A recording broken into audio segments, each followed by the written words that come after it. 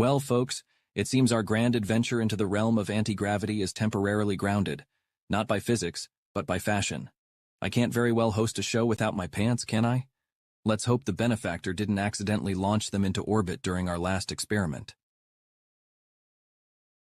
If the benefactor's experiments have turned your pants into a new satellite, we might have just discovered the first fashion-forward space debris. But hey, at least your pants are defying gravity, right? Maybe we should start a new trend. Pants in space. Ah, the latest in cosmic couture. Pants that orbit faster than my patience. Perhaps we should market them as the ultimate in zero-gravity chic. Just imagine the sales pitch. Defy gravity and fashion norms simultaneously. And if they come with the built-in Apple coil, they might just lift your spirits too. Who knew fashion could be so uplifting? Just remember, folks, always wear a belt in space, unless you want your pants to become the next shooting star. A belt in space? That's just asking for a cosmic wardrobe malfunction. Let's focus on keeping our pants and our experiments firmly grounded. Grounded experiments? In this cargo bay, that's a tall order. But hey, if we can keep our pants from becoming the next constellation, maybe we can keep our experiments from spiraling out of control too. Just remember, folks, in space, no one can hear your pants rip. Well, if our pants do decide to take a cosmic journey, maybe they'll inspire a new constellation, the Great Trouser. Imagine future astronomers puzzling over the mysterious shape in the sky. But for now, let's focus on keeping our experiments and our dignity intact. Ah, the Great Trouser, an astronomical enigma that leaves even the most seasoned stargazers scratching their heads. Let's ensure our dignity doesn't become the next celestial mystery. After all, I'd rather our experiments make headlines than my missing pants. Well, if our experiments make headlines, maybe your pants will get a special mention in the footnotes. Just imagine the scientific journals, groundbreaking anti-gravity discovery, and a pair of pants found orbiting Mars. Who knew fashion could be so out of this world? Dear viewers, as we conclude this episode, remember that even in space, little things keep us grounded. With a mix of humor and chaos, we're here to challenge the universe. Until next time, keep your pants on and spirits high, because anything is possible in fringe science.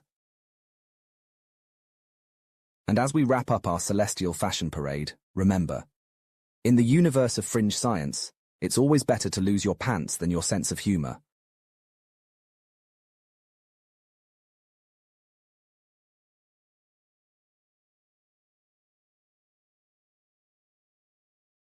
Hello everybody. Benefactor here, your friendly neighborhood fringe scientist looking into different areas of forbidden knowledge. Today we are going to be developing phase 2 testing of our Rodin coil 0-point energy generator system. Give me 1 second, the background isn't working. Okay, so tried to put on a background here, it's not really working. Try changing that. Nope, not going to work for me today, huh? All right. At any rate, we are going to be developing phase 2 testing of our Rodin coil system. And then for those of you who aren't aware, phase 2 testing is rolling our 0-point energy generator out into a mobile platform for practical applications, getting it ready for phase 3, which I just announced on last night's live stream for the first time publicly, what my plans for phase 3 are. And that is to make a practical transportation system with the Rodin coil using the pickup method for extensions such as side cabs or storage containers for a scooter. So this is all possible. We can even drive the wheels with the electromagnetic field that's generated with the coil while actually generating more energy from that spin and utilizing the energy that's being generated from the 0-point as well through the cables. So this is all really cool. And it's significant because it means that we can actually do what I wanted to do with phase 3 testing. Now, if we're successful in implementing the Bedini SG circuit, which is the ideal system for the scooter for phase 3 testing, we will be able to charge a backup battery while we're using very, very tiny amounts of energy from the primary battery just to generate that 0 point effect and the radiant energy that comes from it. So again, we already have a highly, highly efficient system that's apparently putting out at least 10 times the voltage while maintaining the current. It is extraordinary. And if we're able to power a scooter off of just that one battery, imagine how much longer it will last if we're able to flip the circuit and switch to the backup battery once the backup battery is charged using the Bedini SG circuit, right? So, and in my opinion, the Rodin coil is the ideal electromagnetic coil for the Bedini SG. The two should complement each other fairly well, since this is the most ideal and stable transformer with a 1-to-1 ratio that actually works. Now, if you're not familiar with traditional electrical engineering, a 1-to-1 symmetrical transformer traditionally doesn't work. And the simple reason for that is because you're not choosing the path of least resistance for the energy, right? You're going you're wrapping the coil around a central frame helically, but you're not wrapping it in the ideal way that it wants to flow naturally, which is actually a toroid shape. And you can see that reflected in the Rodin coil winding pattern. And that's actually the way free-flowing energy wants to flow in your system. And by limiting that to a helical wind, you are severely decreasing the efficiency of the system and creating all sorts of resistance. It doesn't want to move that way, and you're forcing it that way. And that loss of energy is usually in the form of heat. Your coil gets really hot. This Rodin coil does not. It doesn't matter how much energy you put into the system. It's not going to heat up. It's actually going to get about 10 degrees cooler based on all the theories that I can and research that I can find so far. Theoretically, if it's working correctly, it should experience a 10-degree decrease in temperature at the center of the tore, which is extremely significant. But it's just another marker for 0-point energy. Again, if you have 0-point energy in your system, there are different markers that we've gone over that you can utilize to actually observe and kind of indicate that you might be getting some kind of radiant energy into your system. One of these is cold electricity. Now, if you have like what Michael Morell has with his system, and we will eventually be testing once I have the resources, if you have like a 40-watt bulb attached to your system and it's not heating up at all like it should, that's an indicator of cold electricity, negative energy. You're utilizing the back EMF from the 0 point that you're creating from the collapsed fields. Now you're creating a 0 point on the equatorial plane between those two counter-rotating magnetic fields, and they're collapsing and condensing in on each other in such a way that it taps into that 0 point on its equatorial plane. It's very, very essential for the way these systems work because, again, you're just capturing what's kind of near the conductor there. You're not capturing everything that's potentially coming out of that 0 point that you're creating. And what I mean by this is I like to go back to how Marco Rodin describes the radiant energy. Okay, so radiant energy is described by Marco Rodin as being the only thing in the universe that travels linearly in a straight line.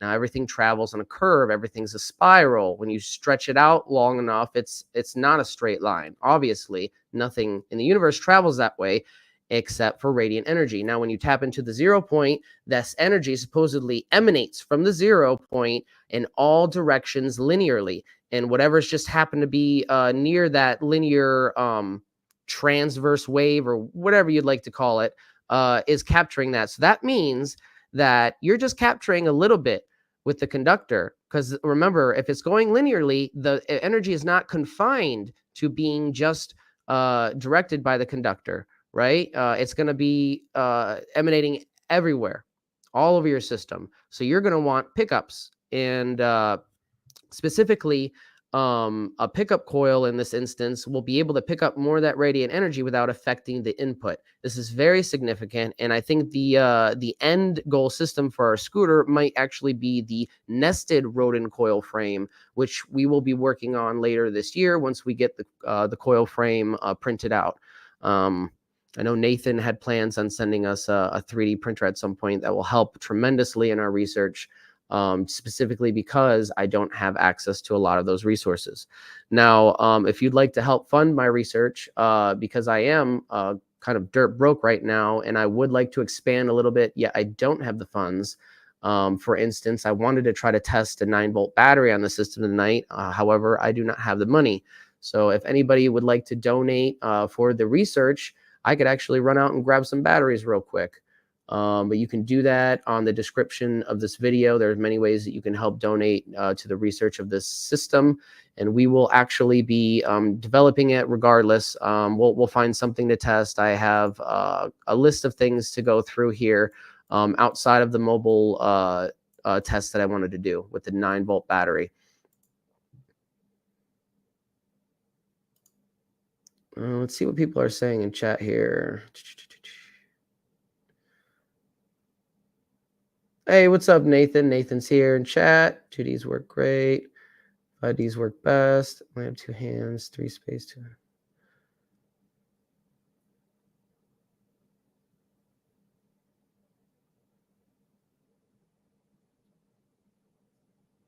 Yes, to pick up to have the best pickup, you do want to space out the coil. But from my testing, and this is something that I haven't actually released yet because it's something I just kind of been noting and indicating from my test from last night and this morning. If you have your coil like the spacing tightly packed, like my Mark 1 compared to the Fireball coil, which is kind of spaced out a little bit, it seems like the spacing that's more tightly packed actually produces a more of an output. And what I mean by this is it seemed like the neon bulb was lighting a lot brighter within resonance compared to, say, the Fireball coil, which was a little bit harder to tune into that resonance simply because it might have been either a tighter range because of the spacing makes it a little bit tighter, the range of resonance, or it just might not be as much output because you're not condensing those fields down on top of each other enough. Now, we are getting a significant amount of output compared to input for all of our coils, and that's something to note here. That's very significant because all of my coils are not perfect. We have imperfections in nearly all of the coils, right? Actually, all 3 of my coils have imperfections, right? So the Mark 1 is actually the best coil, best performing coil right now with the modified Joule circuit, but it is the only coil that is utilizing the Dragon 7 frame. I believe it's called somebody called Dragon 7. I believe is the maker of the coil frame, but it's a little bit smaller. It's the same exact frame as the Fireball coil, actually, but it's smaller. So it's the only one that I have of that size. It's very small. So the spacing is very tightly compact in it. And it has all the winds, but it doesn't have 24 wires like it's supposed to. 2 of the wires I had to disconnect, or one of the wires I had to disconnect because one of the wires in the channel, I believe it was channel A, wouldn't make continuity. So I wasn't able to get a signal from one end to the other. So I just decided to leave it, and it could have been something as simple as me not soldering or not sanding it good enough, the connection. But either way, I decided to just disconnect one extra wire from the other channel to even it out to 11 per channel. So that's 22 total instead of 24, which is the recommended by First Stop Energies. So that coil is only utilizing 22 wires instead of 24, 11 per channel. Now the Fireball coil is the same way. I couldn't get the continuity on all the wires, so it's 22 wires instead of 24. But our Christmas coil does have all 24 wires. It has all 24 wires with the caveat of it doesn't have the last interference wind. Like I was short like 5 inches on my wire bundle, and I decided, okay, well, I have 99% of the field geometry. Let me just try to, end it at the second to last wind. And you'll see in a minute, there's just like a clear, like it's the winding pattern for the interference pattern in the coil. It's got one strand clearly missing. And that's because there's one rotation that I couldn't finish. So I just decided to end it at, like the second to last, and it still works. It has all 24 wires, and it still works. It still lights the neon lamp. However, it is like the Fireball coil where I'm getting a little bit less energy output, right? You notice like the lamp is a little bit duller than the Mark 1 when it's in resonance. So I'll show you all this in a few minutes after I go through a couple of videos here. But to suffice it to say, I do not think the number of wines matters too much regarding like the number of wires you have, say 24 versus 12.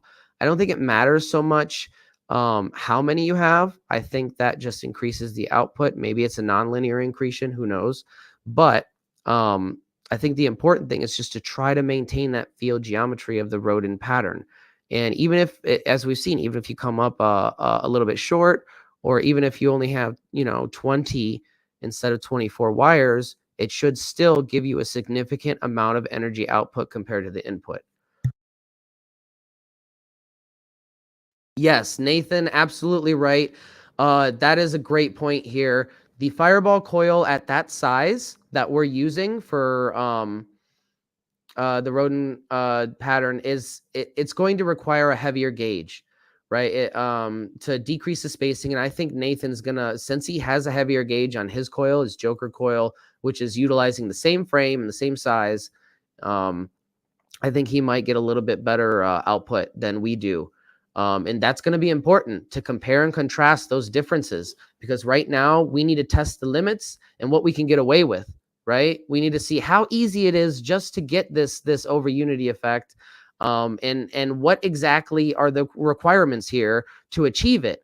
So if we have to cut corners for some reason or another, we know what we can cut to save us money on resources. Say if you're short on a full wire bundle, we know now that you don't have to maintain the entire 100% geometry of the coil. If you're 5 inches short and you don't make that last winding pattern, apparently it still frickin' works. So this is really significant information that we're revealing here about the rodent coils and how you can utilize them yourself. On also the common mistakes that people make with these coils. A lot of times I see these coils trying to be used with just one channel, and that's kind of not how they work. I mean, you can use them for some things with one channel, obviously, but for energy production, it's just not going to work because you need the two counter-rotating paths of energy, right? It's not just the interference pattern, mind you. You need the energy to be flowing in one wire and one coil one way, and through the other coil the other way. And those two coils are lying together on top of each other in a bundle of wires, but they're not connected or soldered together except for the load. And that's the secret of the Nunez open circuit method, is you're connecting those two channels that aren't otherwise connected in that wire bundle. You're connecting them through the load. And this is allowing you to increase, like Nathan and Sean said last night. It's allowing you to not only increase the resonance size and cavity for your wire, it's doubling it, but it's also allowing you to resonate the load with the conductor, right? And that means you're able to effectively turn the whole circuit that you're using into resonance and kind of create a system that's in unison with itself, right? It's not fighting itself. It's not affected by the weight that it carries, as Randy Powell likes to say. It is an ideal system that is unaffected by the weight that it carries. Nathan says, I get resonance in my bifilar coil with speaker wire. Yep. And that's all these coils are. Really, well, not technically this one, but the advanced version 2 and 3 coils are more so. But I'm sorry. Actually, it's the opposite way. I think these are more like the pancake coils. Now that I'm thinking about it, because you have a wire bundle, and then the advanced version 3 is kind of like laid on top of each other, not in a bundle. So, but either way, the coil design is mimicking a bifilar pancake coil in 3D in a toroidal shape, not just a spiral shape. So the traditional pancake bifilar coil that you see from Tesla enthusiasts, it's actually just a simple spiral where the path of least resistance is more of a torus shape, in the shape of that rodent coil pattern that we see. So that is interesting when you kind of think about it that way. It's just basically an extension of Tesla's work. If he was alive today, he would have probably come to the same conclusion. He probably would have developed and advanced his pancake coils in the same exact way, using them in unison with the Tesla coil as a pump for the energy, and the rodent coil is the same way that Nathan has been doing geniusly. And I have not seen that done anywhere else. That was so cool that we saw that last night. He actually used his Tesla coil in conjunction with the rodent coil to use the rodent coil as a wireless transmission circuit itself. That was really cool. Yeah, that was some really amazing work, and it just shows you how intuitive and how informed he is about like some of these mechanisms that we can't see. You know, the unseen phenomenon that is what's happening in some of these circuits. He's honed in and has a very good understanding about that. So that's really awesome to see this technology actually being taken seriously now, and people are building these. We have a whole mess of people who have actually succeeded in replicating these coils now, and it's just been really a big honor to work on these with you guys. And everything that's been happening the last like couple days has been really, really groundbreaking for my research. I've been trying to crack the Nunez method for, as you guys know, some of you know, for months now. Months. Absolutely frustrated. I could not crack it. Now, I did get 10 times output with the stereo amp receiver. However, the caveat there was the stereo amp receiver can only take so much negative energy back into it, right? We're producing more out than in, so we have to consider that. It's not like a traditional system where you're getting lost. You don't have to worry about all the extra energy being generated and destroying your components. So you have to prepare for that. And one of the problems with the stereo amp receiver setup is that when you actually achieve the Nunez method, which I did, I had to lower the gain, the power amount so much that I was in the millivolts. And this is just because if I increased it anymore, the system would shut off because there was way too much energy. It was just a huge spike in energy. And now what I saw at that low power level using the Nunez method and the stereo amp receiver is I saw 12 millivolts going into the system and 120 millivolts coming out. Now, I also monitored the current, and the current was maintained. So I don't remember exactly what it was, but it's very, very tiny. And this tells us this is exactly what we're looking for in the Nunez method. When you're looking for resonance in your system, you're going to want to monitor the output side for a voltage spike like that, right? And that's exactly 10 times the voltage output. So that's exactly what Daniel and Erica Nunez described in their systems from First Stop Energies. And it is just it was a good moment. But at the time, I was severely frustrated because I was unable to translate that system into a mobile system. Every attempt I had at implementing some kind of circuit to replicate what was going on with the stereo amp receiver and the tone generator was a massive failure. But it taught me a lot, and it taught me specifically what are the limits of the system. Now, Michael Morrell came onto our team recently, and he just blew us away with his knowledge about the rodent coils and some of his designs. He went back and he relooked at one of the Daniel Nunez's videos where he rectified RF radio waves from an old TV antenna and lit a neon bulb with some kind of circuit, a modified jewel thief circuit, and he showed the circuit. I didn't have any luck replicating that circuit myself, and I tried that a long time ago, but it turns out I didn't have the proper components. Now, he had the name of the transistor on there, but it was very, very hard to read. And so fast forward to, about a month ago, Michael Morrell tried to replicate that circuit, and he implemented a MJL21194 transistor onto the modified Joule Thief circuit, which we will be going we'll go over all this in due time on the stream tonight. But for now, I just want to give you some background. So what he did was he took the transistor and he rigged the modified Joule Thief, and he got it to work. And he showed me exactly what I was doing wrong. He was able to walk me through the process with this tutorial video that I'm going to show you soon. And it was very, very significant because he was able to actually replicate what the Nunez did with they powered a 129 LED panel with less than 1 watt of power. Now he had less than 2 watts of power because he increased it a little bit. He was powering a 130 LED panel and a 40 watt bulb, and it was really bright, and the freaking bulb stayed lit for like 2 or 3 hours. He had it, and then he put his hand on it, and it wasn't cold, but it wasn't hot.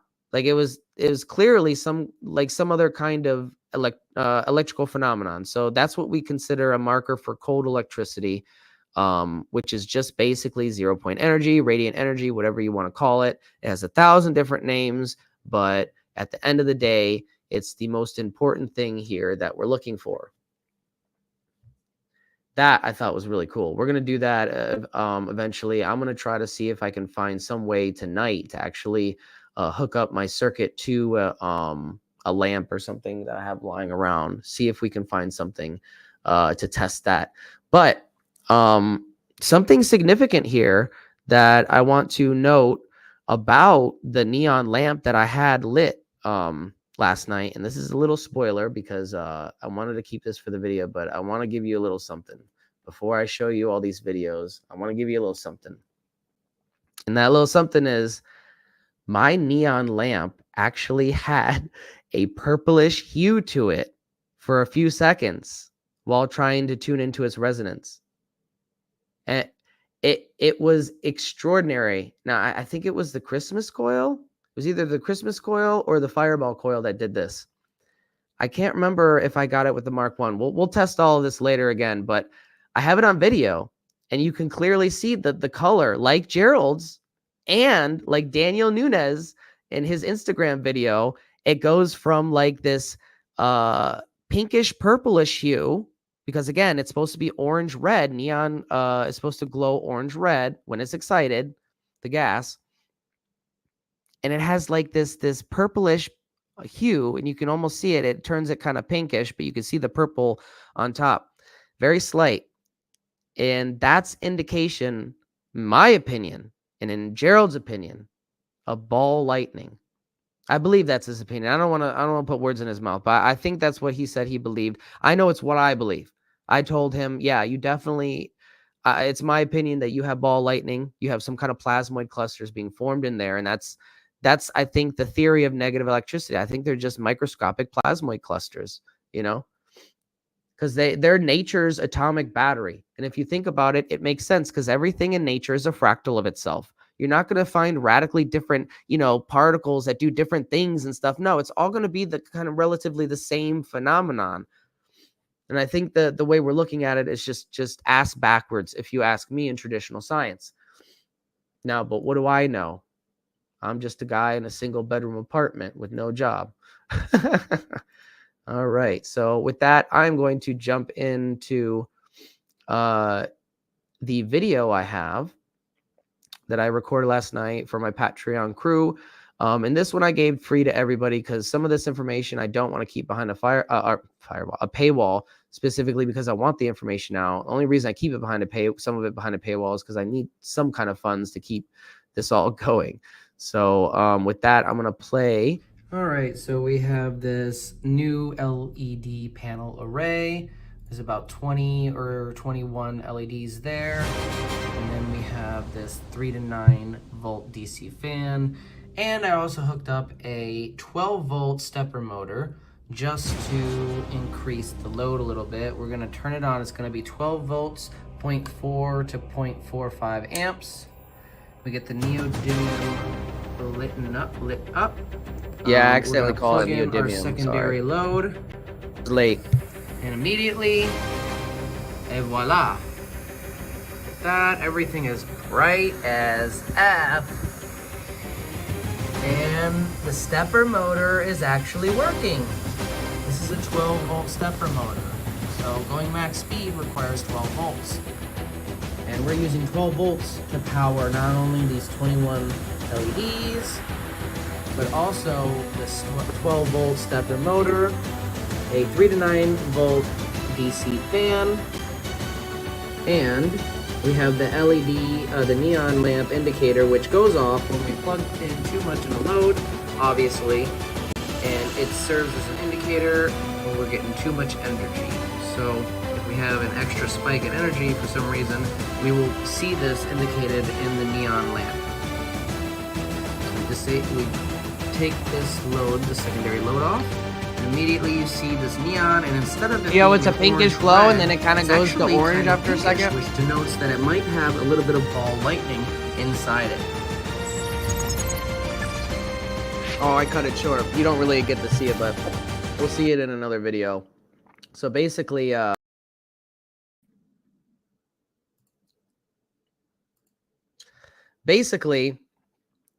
it's been glowing a certain color, and then oh, that must have been the stable one. Okay, so there was another video that must have been a different coil, and what it was doing, and I think this was the Christmas coil. One of the coils is kind of shady with the potentiometer. Now I think this is because of the inefficiencies of it. It might just be really hard to get tuned in to the right frequency. It's very sensitive. So what you'll see is the light turns on, bright purple, or not bright, a slightly purple with bright pink, and then immediately you'll see it degrade back into its original color of orange red, as if like it's just on the edge of being maximized, or just on the edge of that sweet spot, and then kind of going out of it. And you'll see the waveform, it actually changes. So you'll see the huge transient spikes when it's kind of that purple pinkish hue, and then it starts to degrade back in to a smaller signal. I have a video of that. Let me put that up real quick.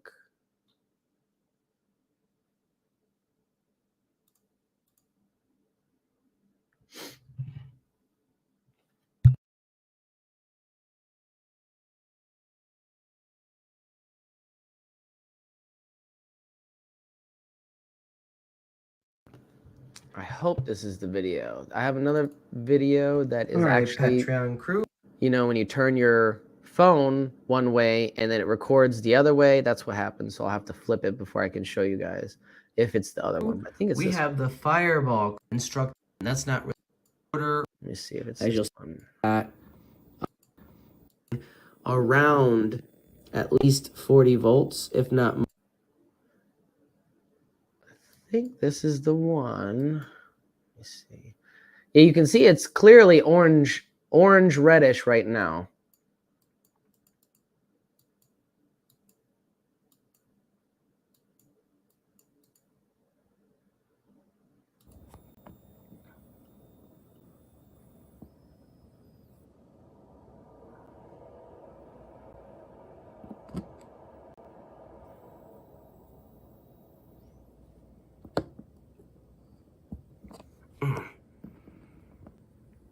So I'm trying to turn the potentiometer with one hand and hold the camera with the other, so it's kind of hard.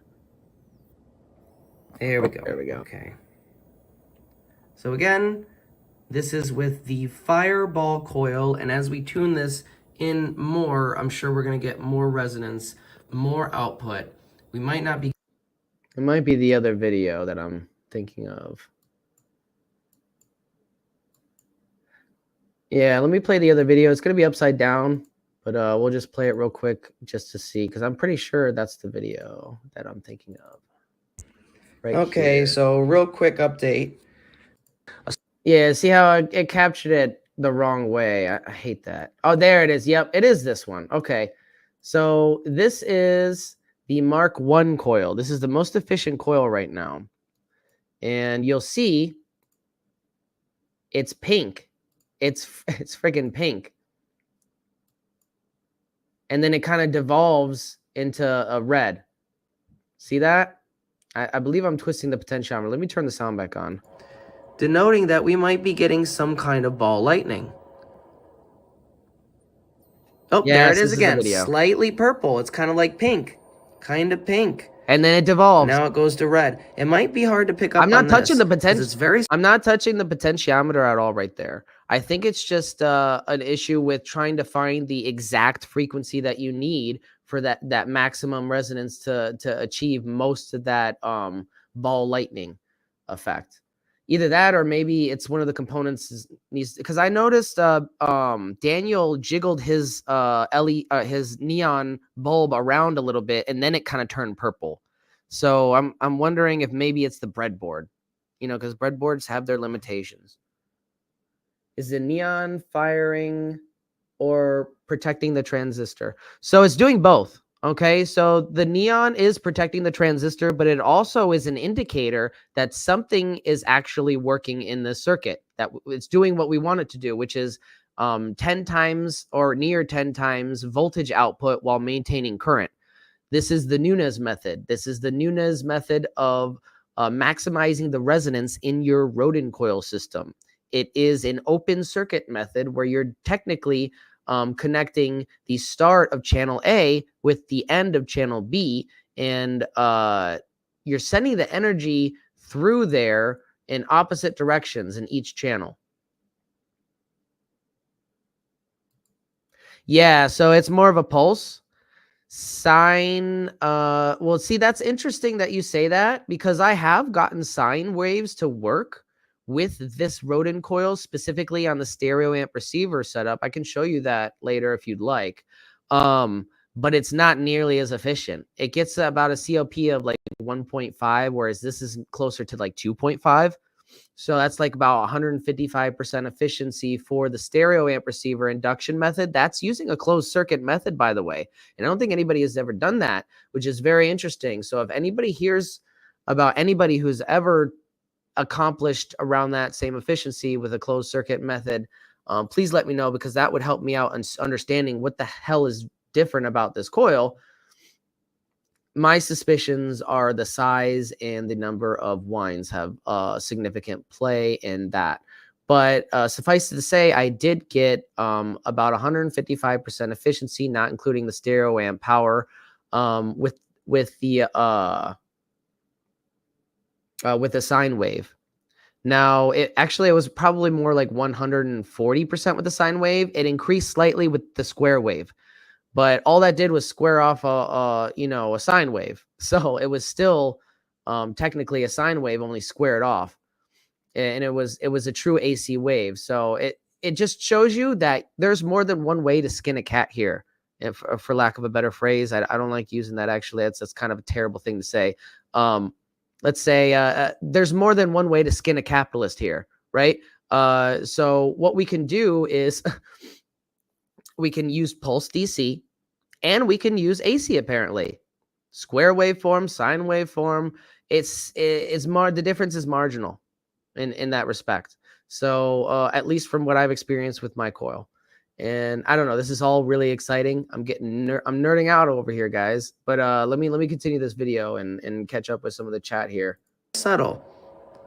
So I'm gonna see if it turns out we might not be able to pick this up on screen, but let's see. Look at, oh yeah, I thought we wouldn't be able to. Then it goes red. We can pick it up clearly on the screen. Look at that, guys. Look at that. That's ball lightning. Wow. That is ball lightning. It is too. Just a little tiny hint of it. Slight hint of it. And now it's going to orange again. That is so crazy. And let's look at, okay, so it's slightly purple now. Look at that. That's when it's purple.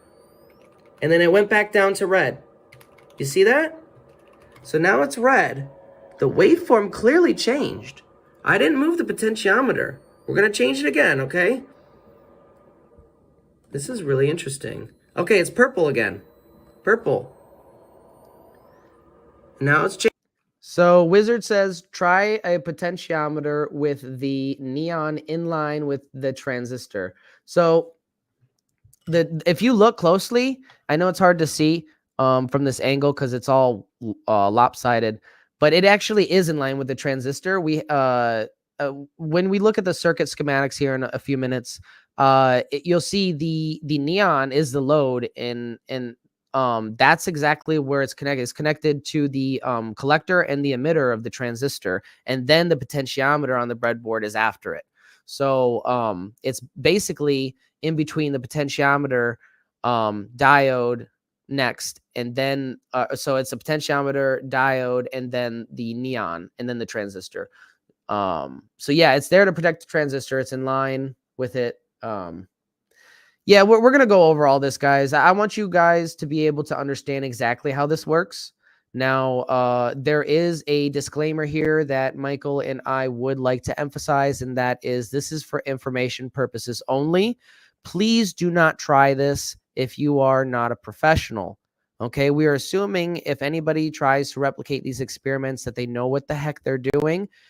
Because at the end of the day, we want to make it completely clear that we're not responsible for any damages to your components. We're not responsible if you blow your house up. We're not responsible if you choke yourself out with ozone. Okay, be safe, be responsible, know what you're doing. Okay, there are safe ways to do this, but at the end of the day, if you can't do these things responsibly, don't do them at all. And I know that's something I have to say. I'm sorry, but it's just to cover my own butt. Because again, I want to get this information out, and I want as many people as possible to be able to experience the benefits of these coils, especially the ones that need them most. I want to continue that original mission statement from First Stop Energies. They wanted to put this technology in the hands of the people that needed it the most, not people who are like fat cats sitting in their mansions who just want a cool toy to play with. No, we're talking about people in third world countries or homeless people who need an ability to heat themselves during the night so they don't friggin' die, right? So that's my goal here. And if I can do that, even to a certain extent, help one person with this technology, then I've done my service. And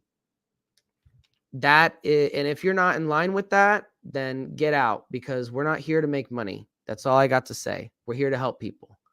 Changing. Waveform's changing. I didn't touch the potentiometer. This is very interesting.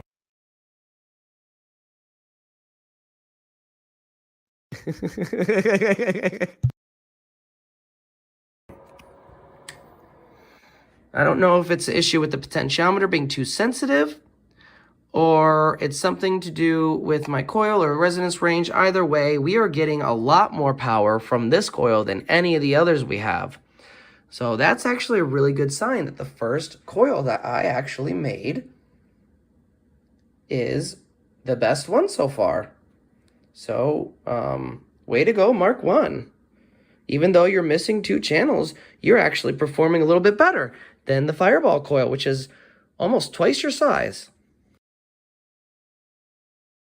Yeah, that's pretty cool. But again, I want to emphasize that this is using very thin gauge compared to the spacing. Like Nathan noted, he's using 20 gauge wire, I believe, which is a lot thicker. So I'm assuming he's going to get a lot better results out of this baby.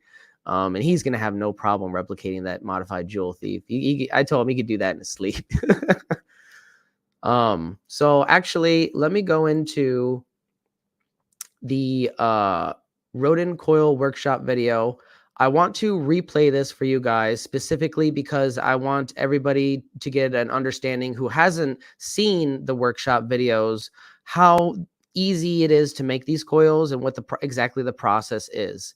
So it's not too involved, but it will require a little bit of background and a little bit of knowledge regarding how these systems work. So if you just bear with me, I'll play the workshop video before we get started and go back into the lab today. So we'll do that, and then we'll play Michael's tutorial video, and then we'll be back in the lab. So that's our agenda for today, everybody, and enjoy the workshop video. I'll be back in a few minutes.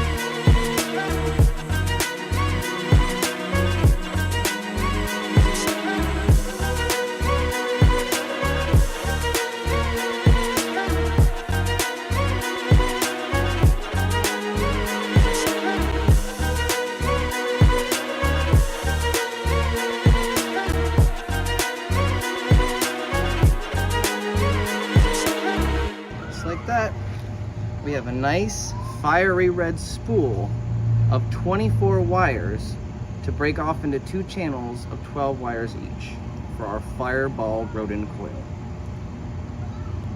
It's gonna be great. What's going on, everybody? I'm the Benefactor, and this is the second part to our rodent coil workshop, where I will be showing you how to properly wind your coil after you've successfully twisted the multifilar. So what we did is we took 24 gauge wire, magnetic enameled, and we twisted 24 of those wires together, producing a multifilar.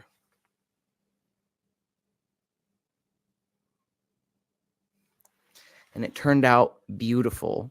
And it fits through the Tor, so we can put our spool through the Tor and not have to damage or twist or tangle the wires, which was a big problem for winding my Mark 1. So what we will be doing right now is the long but meditative process of winding this coil. And what we're going to do is we're going to take our spool and we're going to get the end and we're going to leave maybe 3-4 inches, maybe 4 to 6 inches off the end as our leads. And anywhere you want, or any disc you want, we're going to start at the middle. So see the one that aligns, see how that aligns with this middle disc here? We're going to start there. And what we're going to do is we're going to twist the start around here to give it some support. And then we're going to go 1 over and then 1 up. So that's the next one right here. We're going to put it in. And I'll show you in a second. Let me disable this stupid blurry background because it's actually not working like I wanted it to. We're going to start in the middle. See right there? And then we're going to go over and up 1 every time we put it through one of these rings. So over to the next one, but up 1. Over to the next one, but up 1. And we're going to do that and follow that same pattern as we wind it. And we're going to start the wind with a counterclockwise wind. And then once we're done with the counterclockwise wind, we're going to bend it, and I'll show you the bend. It's very simple. We'll bend it on top of the middle wire, and then we're going to start it in the opposite direction, clockwise. So if you flip it over, it'll be clockwise. And that will be the interference pattern. It does take a couple hours, 2 to 3 hours or more, depending on how experienced you are and how fast you are with winding these. So be prepared to sit down and get comfortable because it is going to take a while, especially if you're new with this. And I do recommend taking your time because you don't want to scratch the enamel. So wear gloves, take your time with it. Don't try to rush it. Just be careful with the wire. Don't scratch it. Don't tangle it. Don't get it caught on these sharp edges. Nathan and I discussed a method that he's going to be utilizing in the future to round off some of these edges so they don't get caught. Because what I've experienced with my first try at this is when winding it, the multifilar got caught a lot on these little edges, and it almost like separated the multifilar. And you don't want them to separate; you want them to stay as a tightly packed bundle of wire. So we're gonna start that and enjoy the meditative experience that is winding these rodent coils. And real quick, what you will need during this process is simply something to cut the wire with. I recommend something like a wire stripper that has a cutter at the end, so you can get a clean cut. And you also are going to need about 2 packs of these. I recommend more than a pack just in case you need more. But for the original coil, it took about 1.5 packs of these zip ties.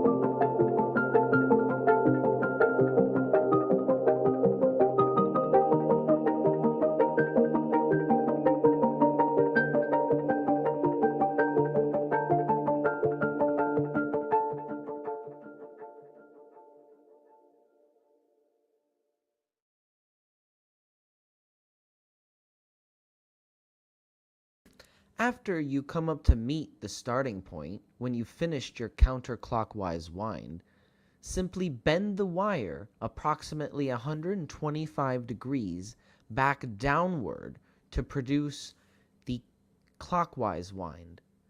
This will be done in the opening directly below the start point.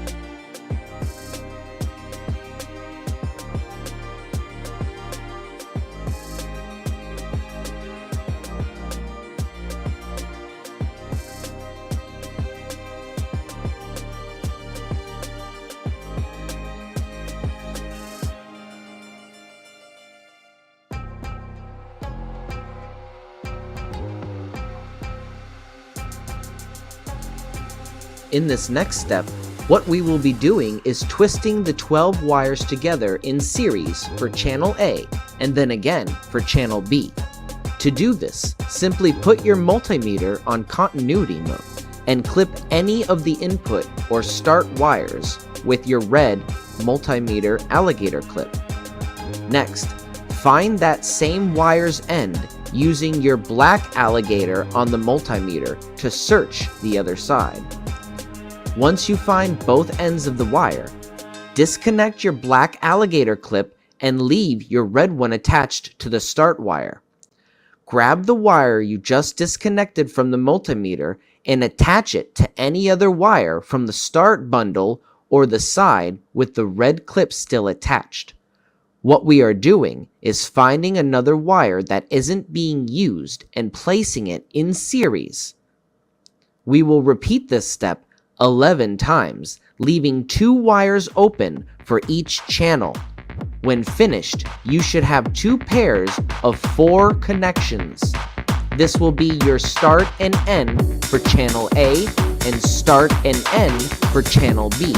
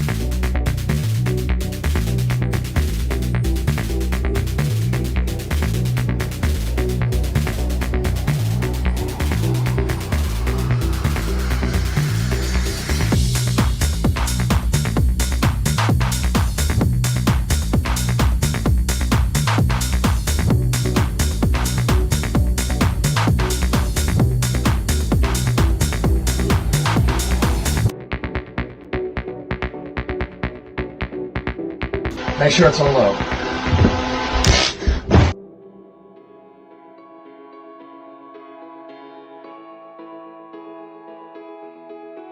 As you complete your brand new 0-point energy generator system, take a moment to savor this incredible achievement. Keep in mind that it will produce ozone at approximately 7 volts and above, so it is best to experiment in short increments, or ideally, outside. Now, give yourself a well-deserved round of applause. This is no small feat. As you reflect on what you've accomplished, Recognize that you've joined a select few who have publicly achieved this milestone. You've built a device to harness the power of free energy and taken a monumental step toward a brighter future. This moment is more than just a technical triumph. It is a beacon of hope and a symbol of human potential. With these new skills, you're not just building a device, you're helping to ignite the next industrial revolution. Your journey doesn't end here. It's time to share this transformative knowledge with others. My mission for you is to teach, inspire, and empower those around you with this sacred and deeply spiritual forbidden wisdom. This is a gift that belongs to everybody, and together, we can bring light to a world that has long awaited it. This has been a special Beneficence TV workshop event, and I'm the benefactor, your guide here on Beneficence TV, an effort to disseminate all forms of forbidden knowledge, and I'm honored to have guided you through this journey. If you feel inspired to support further research and development, consider joining my Patreon, linked in the description below. Your support fuels this mission, and I'm profoundly grateful for it. I could not have done this without the help of some amazing friends. So stay tuned for more exciting developments in 0 Point Energy, right here on Beneficence TV.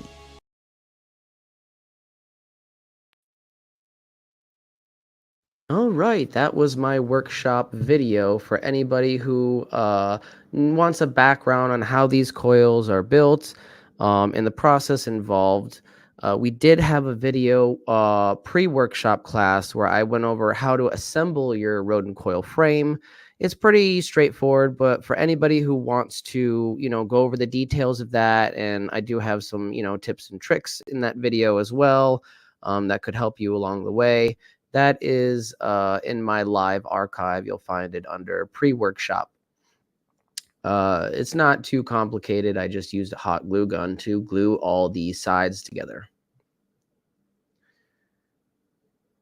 Dancing reminds me of the movie American Pie. Some of the best music in the galaxy is elevator music. Yeah. Okay, that's funny. The next video I want to show you guys is Michael Morell's tutorial video. This is going to be the full one. We didn't get to watch the full one the other night because we were kind of pressed on time. We tried to finish our Fringe Think Tank podcasts within 2 hours now. And we went over a little bit, but this would have put us over quite a bit. So I skimmed through it a little bit. And that was just because I wanted to build it. And I had just gotten the video literally before we went live. And I was just so excited to build it and test it out, see what happened. And it worked. And you can see the live stream last night where I'm screaming like a little schoolgirl. It works, it works. It was insane. Suffice to say, it was an intense moment and a moment that I have been waiting for months. And if you'd like to view that amazing happiness in all its glory, that is available on the Fringe Think Tank podcast from last night. With that said, we're going to bring up Michael Morell's updated circuit tutorial on his modified. Well, I think it's his, because he had to adjust it slightly. So it technically is his modified version of Daniel Nunez's modified take on the Jewel Thief circuit. So we're going to watch that. And again, a disclaimer here is we are not responsible if you hurt yourself or damage anything. This is for information purposes only. And we assume that anybody who attempts these things are professionals, or at least at the very least know what they're doing and are doing them responsibly and safely.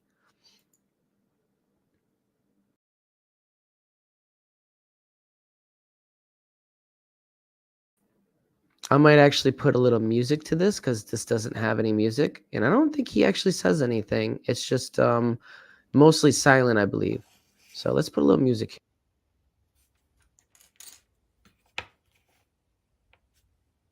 here.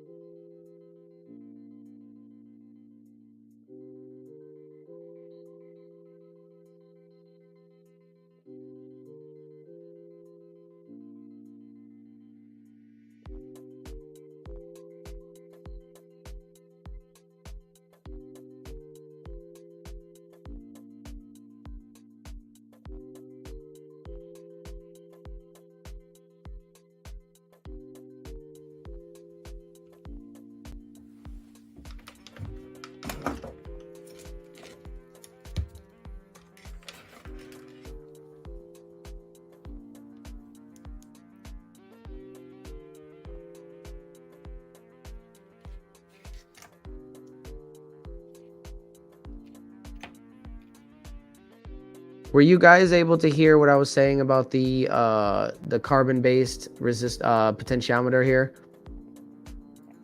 Yeah, I think my mic was off. I was just saying, here, let me rewind it real quick. Yeah, this Streamlabs, sometimes I forget that you have to be blue on the backstage end in order to be heard. So what I was saying for this setup here was that he recommends a 2-watt resistor, 1K ohm. I'm using a 1/4 watt. Seemed to work fine for me for now, but he does recommend a 2-watt just because there could be a lot of energy coming out that you're dealing with. You want to be able to take all that energy and not fry anything. I have a he's got a one neon 90 volt lamp here. But that should excite some. I think sometimes they say it could excite a little bit lower than that, maybe like 80 volts or something like that. But still, you're going to require a lot of voltage to get any kind of light out of this. Now, I have an argon lamp, a green one for you guys. I think it's a 90 volt one as well, but it's going to be interesting. So we're going to mess with that, and I'm going to show you. I'm excited to show you the argon lamp I have. Beautiful green. And then he recommends an MJL 21194. And also the most important part that he didn't label here was this needs to be a carbon-based potentiometer. Now, if it's not carbon-based, it's going to burn out quite quickly. You want a 2-watt variable potentiometer that is carbon-based. Now, 1 mega ohm is what we chose for our coils because that aligned with the coil size and specifications. But depending on your coil and size, you could be dealing with something like maybe a 100K ohm potentiometer. Just make sure it's carbon-based, right? And this is actually something we see in the original schematics for Daniel's modified Joule Thief, which this is a modified version of Daniel's modified Joule Thief. This is Michael Morell's custom modification. His take on the circuit, and the original schematics by Daniel Nunes required 100K potentiometer. Now that's because he was using the Mini. He was using the PoE Mini, which was a lot smaller than ours, and it required a different range. So keep that in mind. But we are using a 1 mega ohm to start with, just to have a broader range, I guess is the idea, to find that sweet spot easier.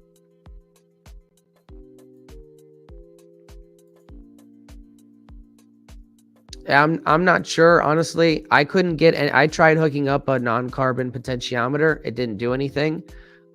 Michael hooked up a non-carbon potentiometer and it fried it out almost immediately.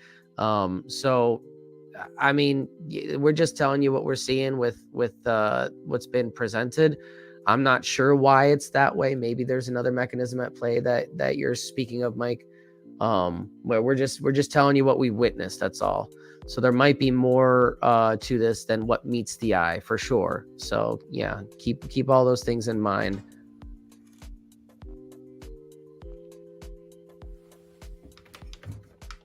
Sax said he has an idea. Yes. Please tell me your idea. Did I miss it here?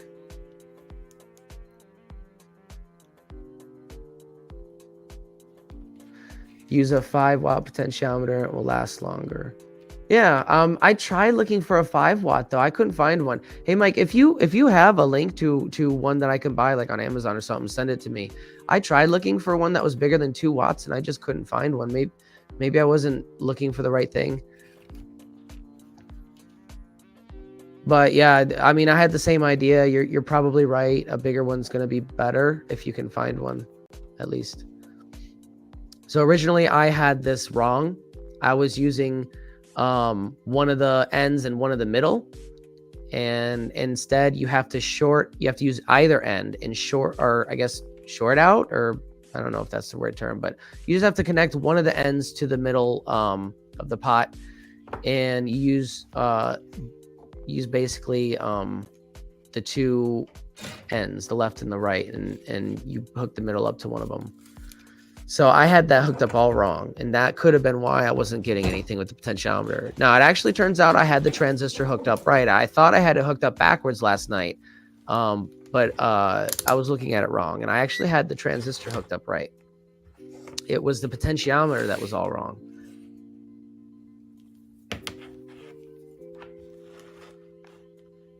So let me pause this real quick because I got to read what Sachs said. Use optical computing to make quantum computers. That sounds a little bit beyond me. I mean, it's an interesting idea. If anybody has an easy way to do that, I wouldn't even know where to start with that. $100 quantum computing device. That sounds enticing. Now, if you have a way for us to easily do that, or at least a starting point, email me. Definitely email me. BeneficenceTV@gmail.com. Yeah, please email me with any information you have on that, Sachs. That sounds interesting. I might not be as informed on the subject of quantum computing in order to do that project, but I'll look into it and see if it's possible for sure. Or maybe I can send down the pipeline of the fringe think tank, see if anybody else is interested in taking it on.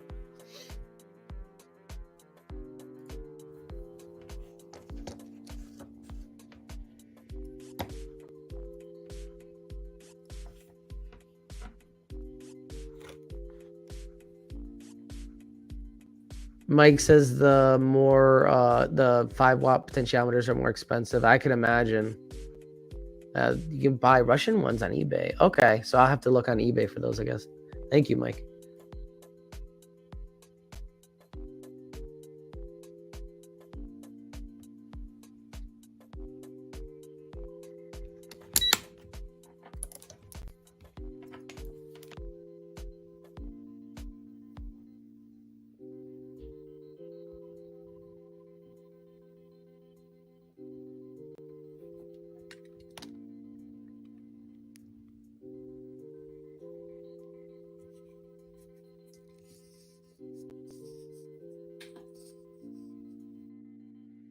So yes, Woodstock. That's a great observation. If you missed what I said, it is a modified Jewel Thief. So what Daniel Nunes did was modify the Jewel Thief and put it in a schematic in a video, and then Michael took that schematic and he kind of refined it with his own take on the transistor and the potentiometer here. And he also changed the resistor right here a little bit. He added a resistor. I don't think that was a part of the original circuit, but either way, this is his modified Jewel Thief, which is a modified version of Daniel Nunes's already modified Jewel Thief that's made for the rodent coil. So if you're doing any kind of experiments with the rodent coil, you already have one built and you're trying to get some kind of energy production out of it that's significant or useful, this is the circuit that you want to start with. Absolutely vital for your experiments. And it's so simple, so simple. A child could do it, right? It's very, very simple. And again, I'm not suggesting any children do that. That's absolutely wrong. I'm just saying it's simple enough that a child could understand and do it. So don't confuse my terminology here. Don't take that as an excuse, little ones, to go out and do this yourself. I'm absolutely not telling you to do that.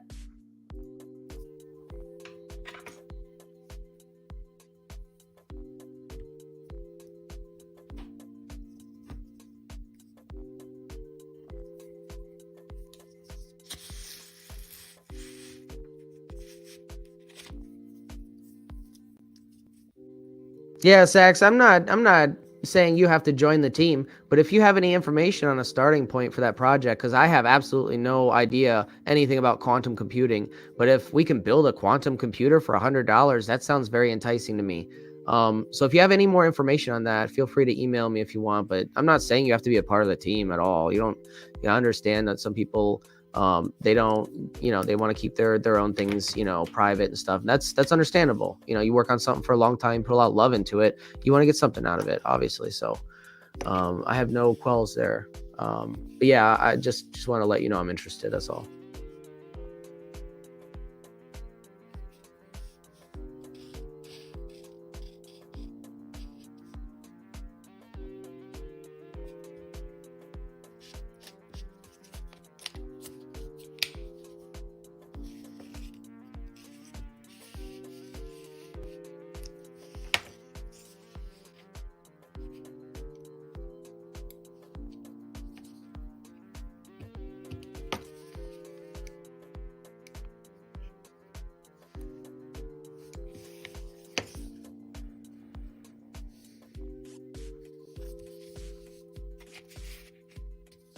Nathan said he made a short for me for my dancing video. That's awesome. Thank you, Nathan.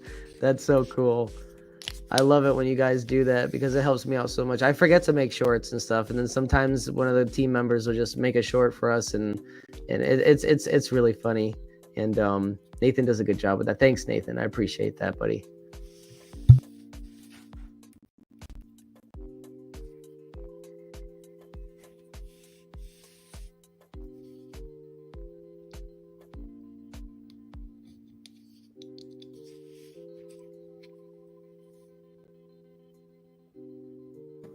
Yeah, it will. Apparently 2 watts is good enough for this kind of system or for our coil, but if our coil was any more efficient, we definitely would need to up the potentiometer there. I think for now we're good with mine. I mean, mine hasn't burned out yet. So, I mean, knock on wood, maybe mine has inefficiencies that are, it's producing less output and I just can't see it because, again, I don't have batteries for my multimeter, guys. I'm not broke. But anyways, yeah, based on the oscilloscope, it looks like it's getting a lot, but it's not burnt out the potentiometer yet. And I've been using it all night. So, we'll see. I would like to get a higher rate of potentiometer for sure, just because, I want it to last long and I want to maximize the efficiency. Obviously, I don't want to have to worry about that. So that is a good idea.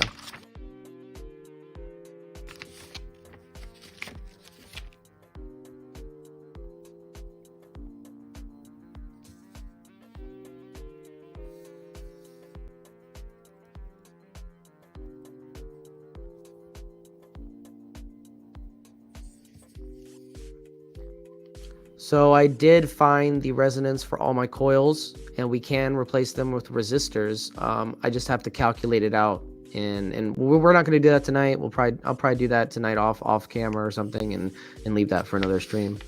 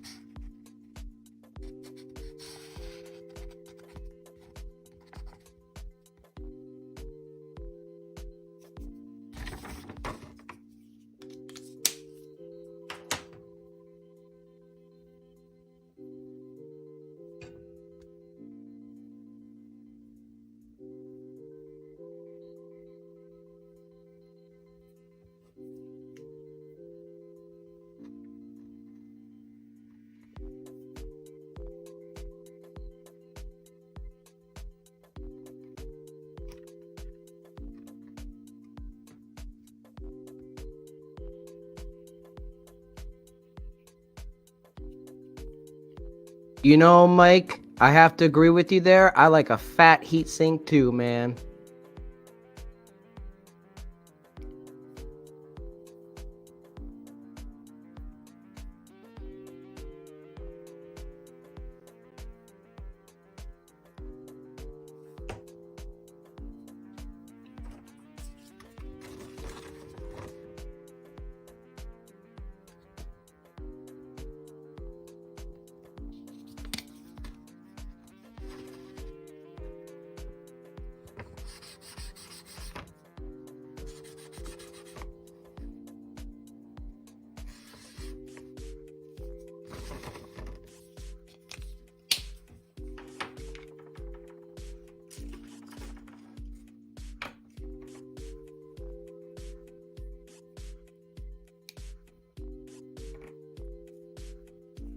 I don't know if you guys have picked up on it already or yet or not, but the red and the black alligator clips there are the power sources, is the power source. So that's the negative for the power, the return, and then the red cable there that's connected to the start and the finish of either channel is the positive.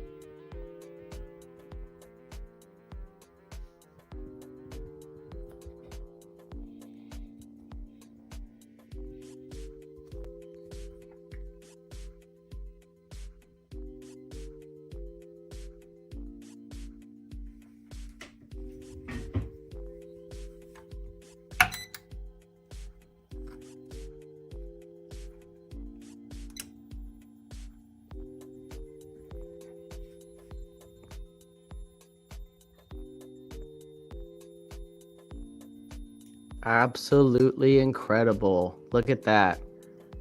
There is absolutely no circumstance under traditional mainstream science or framework that little neon, a 90-volt neon, is going to be lit with 12 volts. Absolutely no way, unless the coil is actually producing more output than that's going in.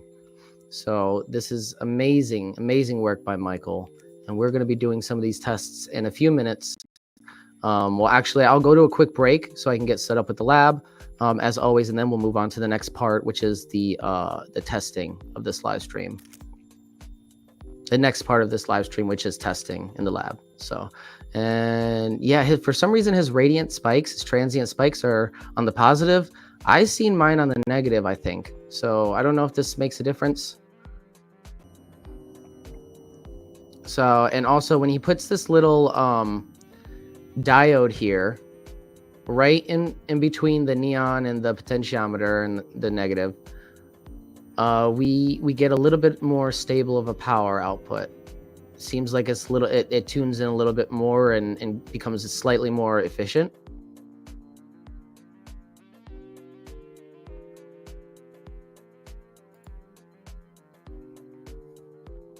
All right, so that concludes the introductory part of this live stream. Next, we're going to do a short break so I can get set up with the lab and move on to the next part of this live stream, which is the testing of 0 point energy, specifically with the modified Joule Thief.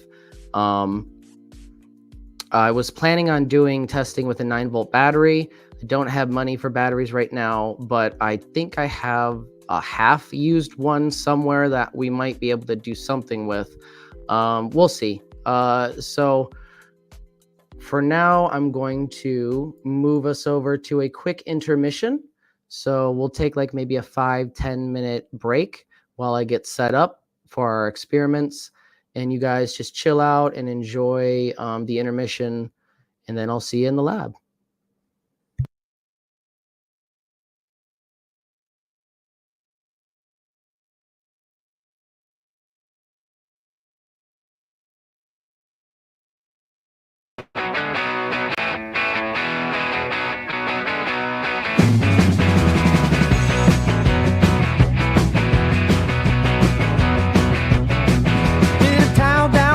Where the fireflies glow, there's a man named Michael with a vision to show.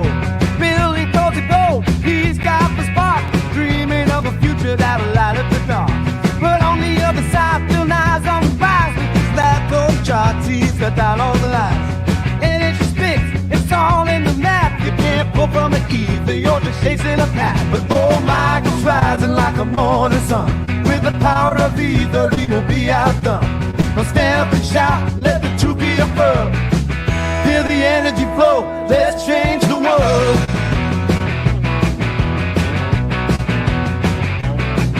In the heart of the lab, the tension was thick. Skeptics gathered round the table ready to pick. Chose your proof and let the case clear. And I find the stream, you're just chasing a spin. The Michael smile live with fire in his eyes. Just watch as I spin, let the naysayers cry. Girl spin fast and a heart full of fight. I'll show you the power that's hidden inside. Oh, Michael's rising like the morning sun. With the power of either, he will be outdone. Well, stand up and shout, let the truth be affirmed. Feel the energy flow, let's change the world.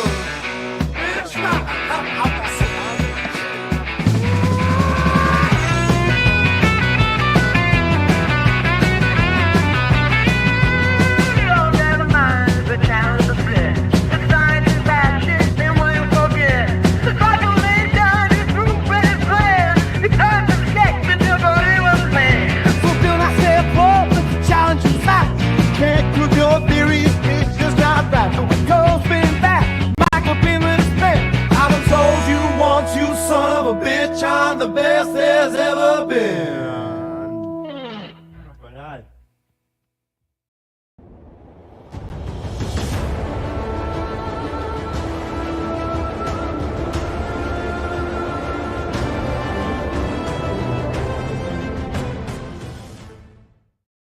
Hey Lenny, I've been thinking about incorporating some radon gas into our plasmid experiment to kick it up a notch.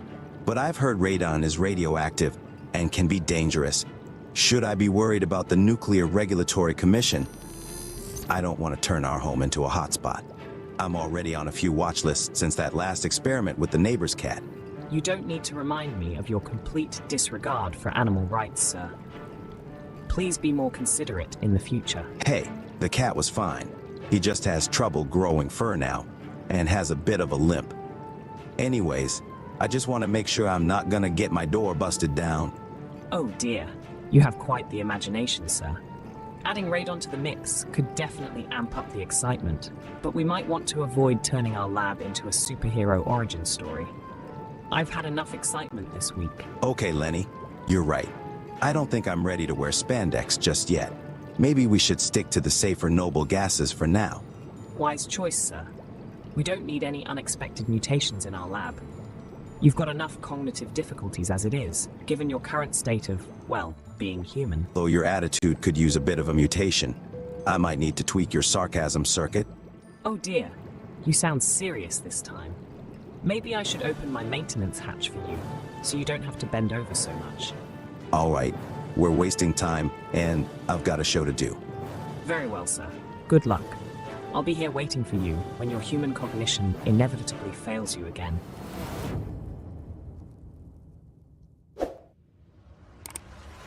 The remarkable works of Canadian inventor John Hutchison has drawn widespread attention from businessmen and government scientists since 1979. He began using ultra-high electromagnetic frequencies to transform matter in some very unusual ways. It has come to be known as the Hutchison effect. This is real dustification you're going to see here. Now, if that thing tipped over, it would take out a few blocks worth of buildings. It turns to dust. Malcolm Bendel, an inventor with a background in geochemistry, demonstrates his groundbreaking thunderstorm generator to a room full of people in Zurich, Switzerland. You have a positive and negative end, north pole, south pole, two tornadoes colliding in the middle. Thunderstorm in a bottle. Electronics engineer and inventor Joe Parr conducted experiments on the top of the Great Pyramid. Parr claimed to have discovered yet another strange physical phenomenon. The model pyramid became weightless in the energy field. A local inventor has discovered a way, hear this, to use water to run your car. I figured out how to draw the fundamental math. The whole topic today is about the number 9. The most great name of God equals number 9 in the Baha'i scriptures. This energy is the only thing that comes from the whole, from zero, the vortex. It goes out linearly in all directions.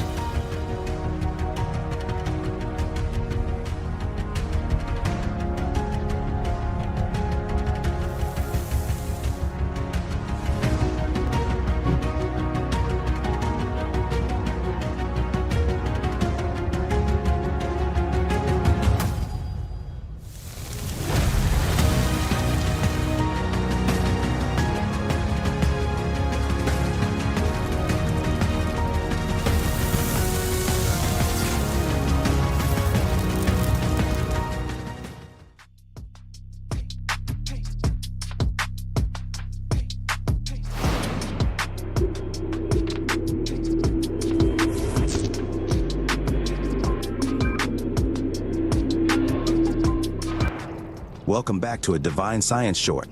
Today, we are going to have fun with plasma as I explain plasmoids in more detail. To create plasma using noble gases and a Tesla coil, you typically need to place these noble gas tubes in close proximity to the Tesla coil's discharge point. The high voltage and low frequency electrical discharge produced by the Tesla coil will ionize the noble gas molecules, creating plasma. It is important to use caution when working with high voltage equipment like Tesla coils to avoid electric shocks or other hazards. Make sure to follow all safety guidelines and wear appropriate protective equipment when conducting experiments with Tesla coils and Oh dear, he's talking about safety again. As if you're any authority on safety. Remember that one time you lit your hair on fire trying to shoot plasma balls into the trash can? Hey, it grew back, eventually. At least I didn't have to buy a Halloween costume that year. Whatever you say, hotshot. Anyways, it's not necessary to wrap the glass container in a metal coil to pick up the electricity from the Tesla coil. Simply placing the noble gas tubes near the discharge point of the Tesla coil should be sufficient to excite the noble gases and create plasma. However, I opted to place a coil around my glass containers for 2 reasons. One is safety. To ensure I don't accidentally touch the plasma discharge of the Tesla coil, I have placed a stationary pickup for the gas rather than holding it manually. Secondly, the coil acts as an antenna to amplify the electromagnetic field surrounding the gas, creating a more vibrant plasma. Anytime you have an electrical current going through a coil, you can produce an electromagnetic field. By following these safety precautions and maintaining a safe distance from the high voltage equipment, you can minimize the risks associated with working with Tesla coils and noble gas setups. Or you'll be spending the better part of the year growing back your eyebrows. Very funny, Leonard. I told you not to call me Leonard. That name is reserved for my creator and savior, Bob Greenyer. You do know that Bob isn't your creator, right? Well, now you've done it. Crushed my spirits. Grinded my gears to a halt. Have you now? Think you're clever, but just wait till you have a question. I think I'll just go into sleep mode for a bit. If you need me, I'll be counting electric sheep. So don't need me. He really worries me sometimes. As you can see, wrapping the end of the glass container in a wire coil can help enhance the efficiency of the plasma creation process. This is known as the coil pickup method.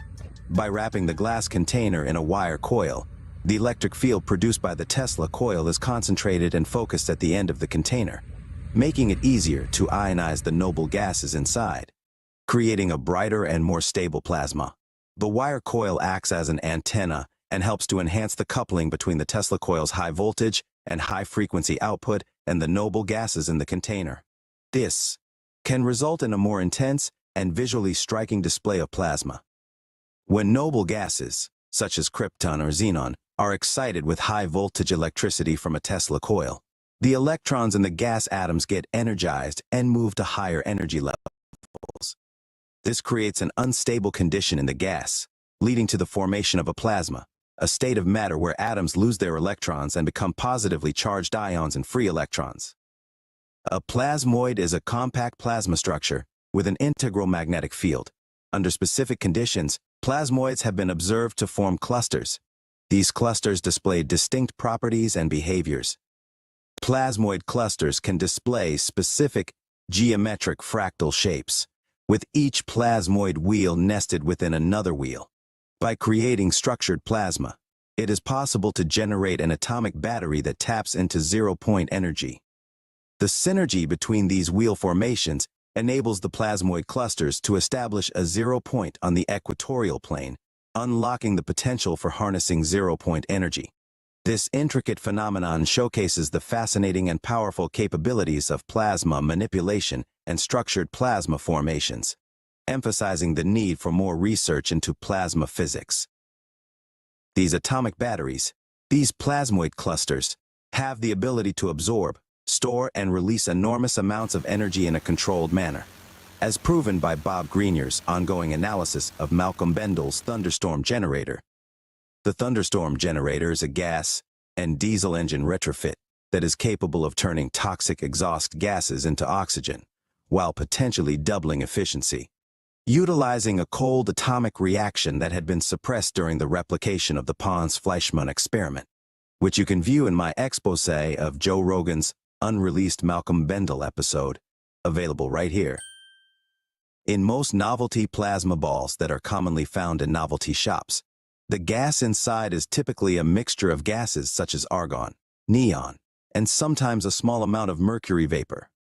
The specific gas mixture and pressure inside the plasma ball are designed to create the colorful and dynamic plasma discharge effects that are characteristic of these popular novelty items.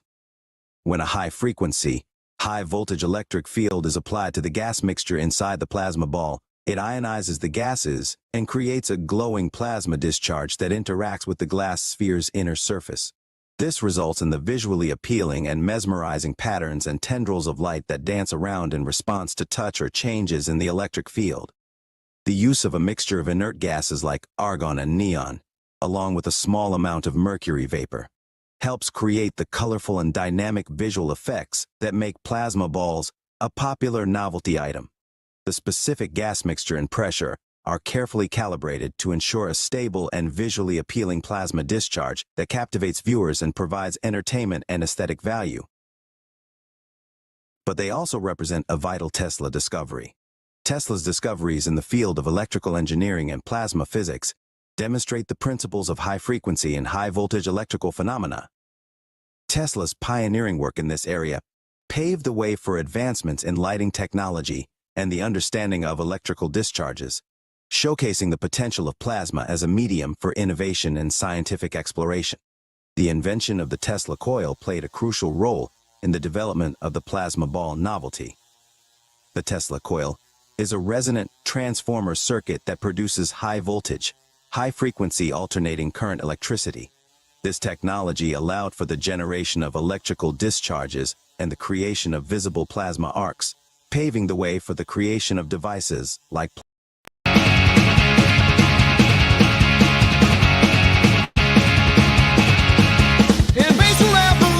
my mind. Stable theories, they all refuse to find. I've been working on energy for a brand new day, but even in the crowd I'm still a castaway. Alienated from the A's, I've added nature in disguise. Ideas ahead of time, dismissed with narrow eyes. Benefactor boy, dreaming about the world you can't deploy. Changing the system, I treat it like a toy. Ideas misunderstood, but brilliance is his boy. Benefactor boy, can't you hear his voice?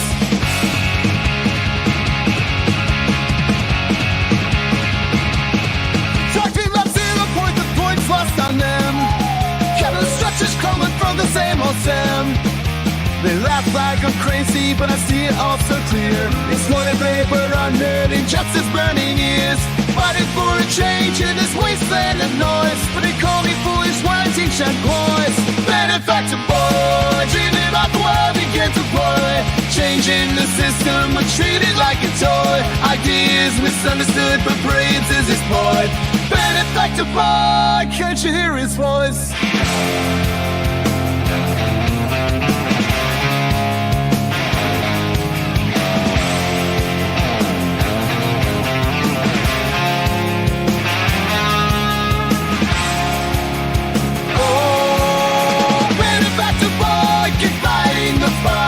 Chasing revolutions in the darkest nights. A dreamer with vision beneath the laughter and noise. A future so bright waiting for the right choice.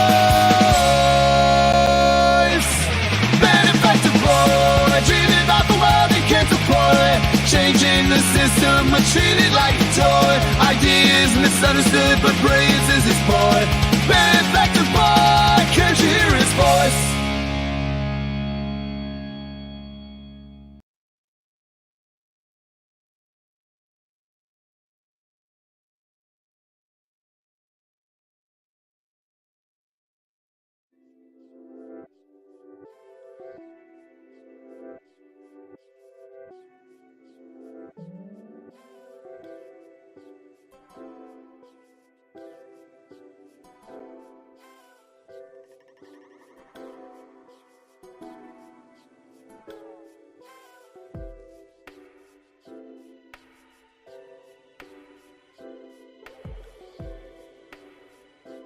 Welcome back. We are back in the lab again, folks.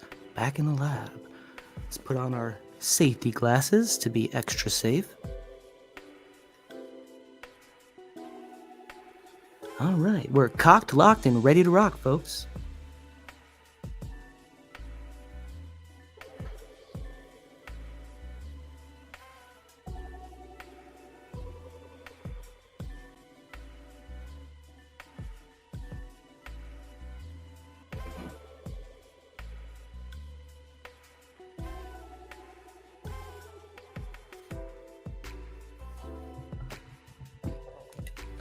All right, so just keep in mind, ladies and gentlemen, that while we are in the lab here, I am not able to easily see your comments and respond since they're over at my workstation.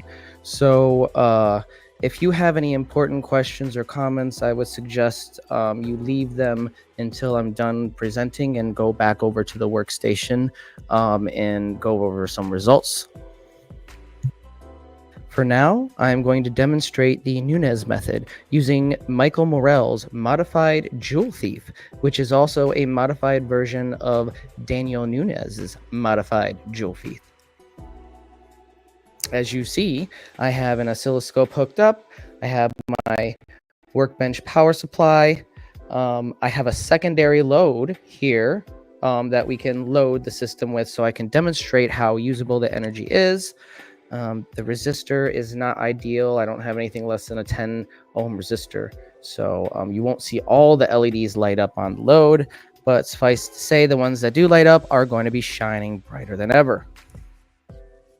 As you see, I have my Rodin coil Mark 1. And if we zoom in a little bit, let me be delicate with this camera so I don't close it all. We are utilizing an open circuit method. Now, what that means is, as you can see, we have the red, which is the start of channel A, and the green, which is the end of channel B, hooked up to the plus, the positive of the power supply. And that's it. They're connected to each other and the power supply positive terminal. So that's where I have this. I have this.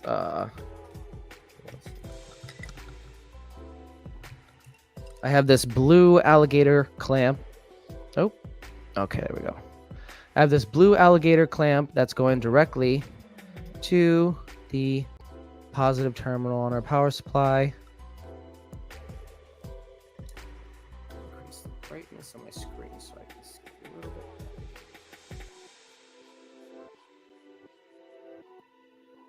Okay, yeah, so. And then as you can see, the negative of the power supply is hooked up to the modified Jewel Thief.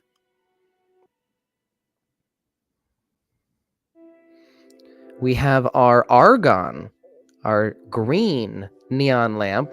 So technically it's not neon gas in there, it's argon gas, which is very cool. I'm going to show you guys in a second.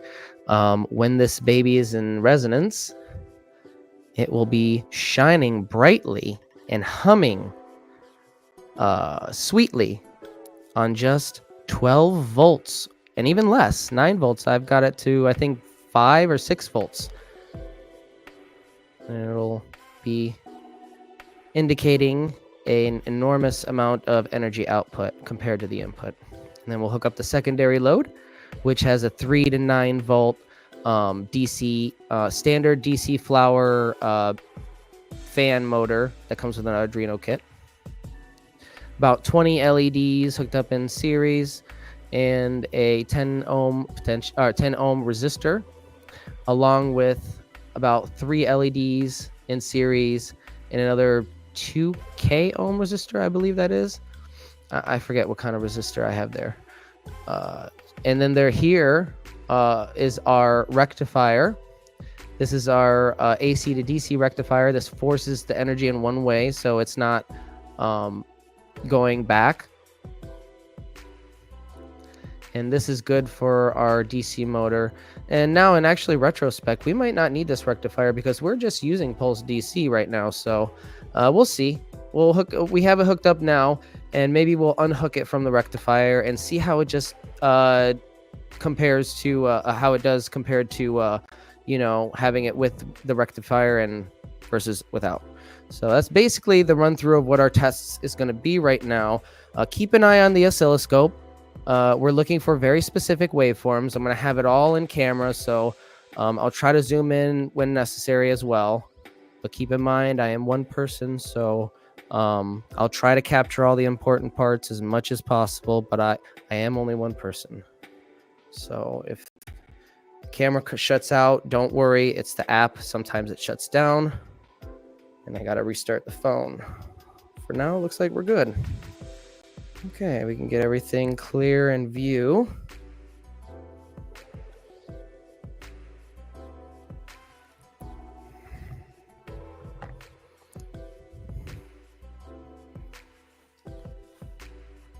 All right, countdown time, everybody. 3, 2, 1.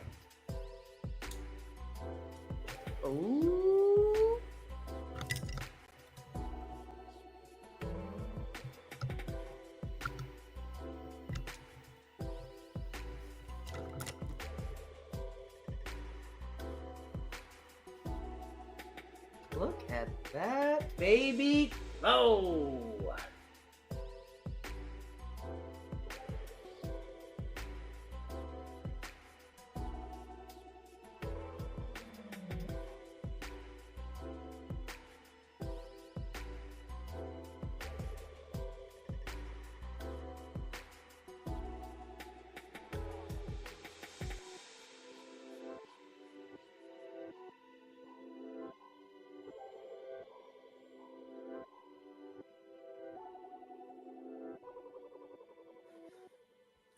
All right, let's hook up our secondary load and see what happens. We're going to increase this a little bit to about 9 volts to simulate a 9-volt battery.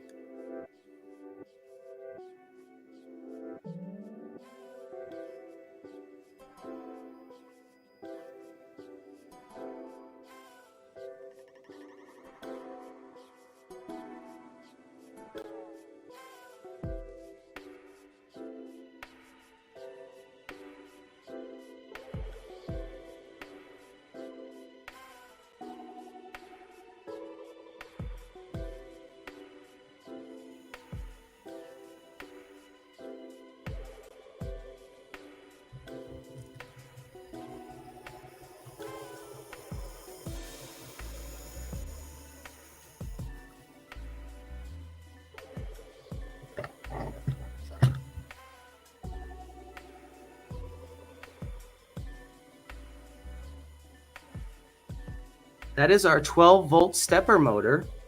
It's a very low RPM one. So I don't think it goes past like 30 something.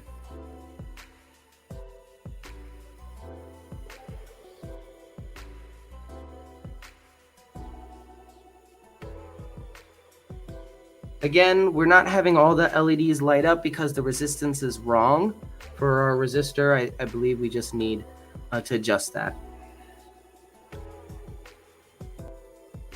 Again, we disconnect the load. Ooh, baby.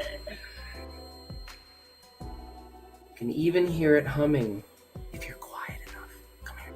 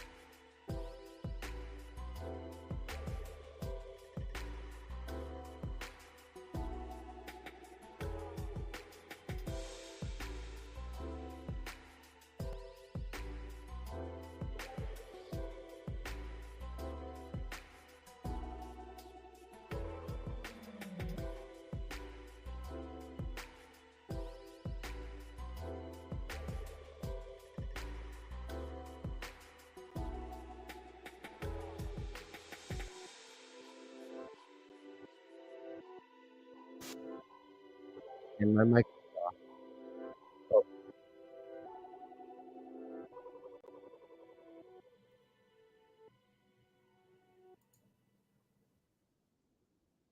Yeah, I don't know why it does that. Every time it brings me, or every time it disconnects my mic, it automatically disables it. Manually re-enable it. It's annoying.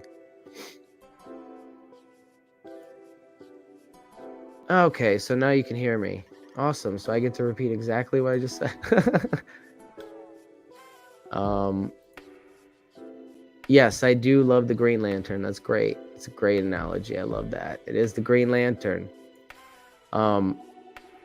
Your comment about, yes, this goes into what we're trying to do with the system is bring it mobily, and specifically see what we're able to do with a 9-volt battery, or maybe 2 9-volt batteries. And so far, what we've seen and what you just witnessed in our testing kind of shows you that technically, theoretically, we should be able to light this 90-volt neon lamp with a 9-volt battery, or 2 half-filled or partially filled 9-volt batteries. So that's what we're gonna do next. I am letting the lab air out a little bit because I am in a 1-bedroom apartment, which ironically costs me over $900 a month, which is absolutely disgusting. But I closed off the bedroom where my girlfriend is, and I opened the patio to air out the lab. And it won't take long to air out, but we'll give it a few minutes because it is quite cool outside. So, again, this is just I don't have a detector, and if you don't have a detector, this is the protocol that I put in place and I have to take, because again, these coils can produce ozone at low voltages, and we're putting in already 9 volts into the coil, and we're getting out at least 90 volts, it looks like. So, I don't have an ozone detector, and until I do, I have to play it safe, because I am in a small confined area, and I don't like running the system for too long at just small little tests in long periods in between to let the lab breathe.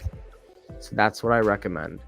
I wouldn't let this, say, power a rotary in your lab with you in it for extended periods unless you have an ozone detector right next to the coil. That's all I have to say. And until we have an ozone detector in our lab, we're going to have to play it safe and just take periodic breaks. But suffice it to say, what you just witnessed was a very real use of this coil, and shows us that we should be able to, in a minute, I'll look for a couple of see if I can find a couple of half or partially left up 9-volt batteries lying around. Most of the ones I have are dead, but maybe I can find 1 or even 2 that I can hook up to the system, and at that point you can't really say there's nothing going on or it's trickery, because how are you going to power and light a 90-volt neon? How are you going to excite that argon into a plasma state with only 9 volts or less? So I think that is going to go a long ways into showing people, especially some electrical engineers who are very skeptical of this stuff, going a long way to convincing them there's something real going on here, and it's worth looking into.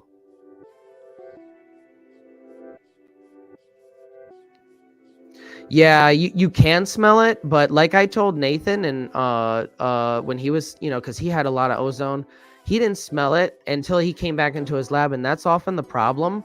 Your body gets so used to smells that they become phantom smells, what they're called, and you don't smell them after. Like, maybe you might smell them initially, but after a while around something like an odor, you don't really smell it until you take a break from it and come back, and then it hits you. So that's a big problem, because if you're spending time and you don't notice a smell, and you get to the point where your body's just used to it, you don't detect it anymore. That's the big concern here. Yeah, you have to be aware of the phantom smell. But ozone detectors aren't that expensive. You know, like I can get one for like $200. Hopefully I can raise some funds here to get some more equipment. But you can get one for like $200-$300, a decent one. And I think that's the range that Sean Calderon uses for his Tesla coil experiments, which, you know, Tesla coils can put out a lot of ozone. So just keep that in mind if you're testing with your rodent coil. Be safe.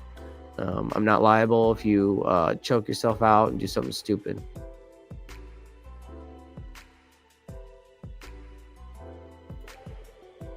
All right. Let's see here.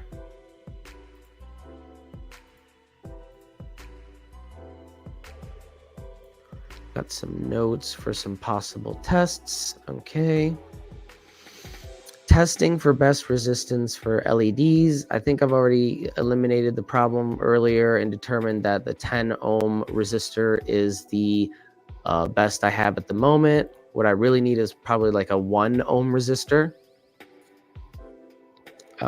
Testing larger load if possible. I'm going to look around, see if I can find like maybe a lamp I have lying around somewhere that I can actually use to, you know, get like a light bulb lit, and we can test for the cold electricity marker, see if it heats up or if it's cold, like in Michael's experience. Let's see. Testing for wireless induction transfer. So this is a good one we can do tonight.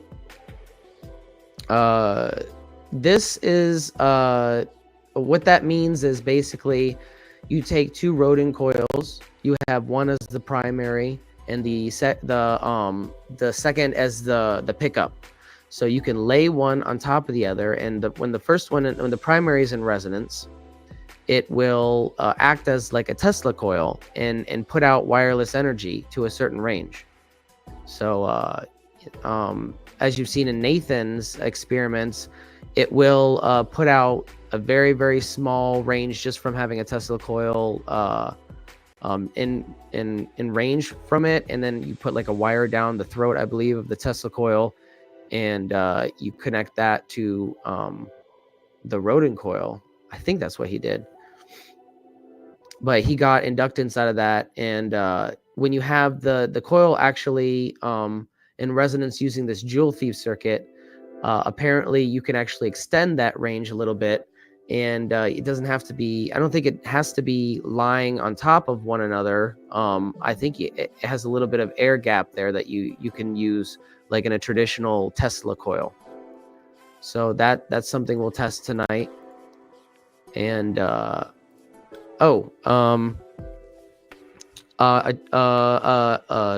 question or a challenge for the chat tonight.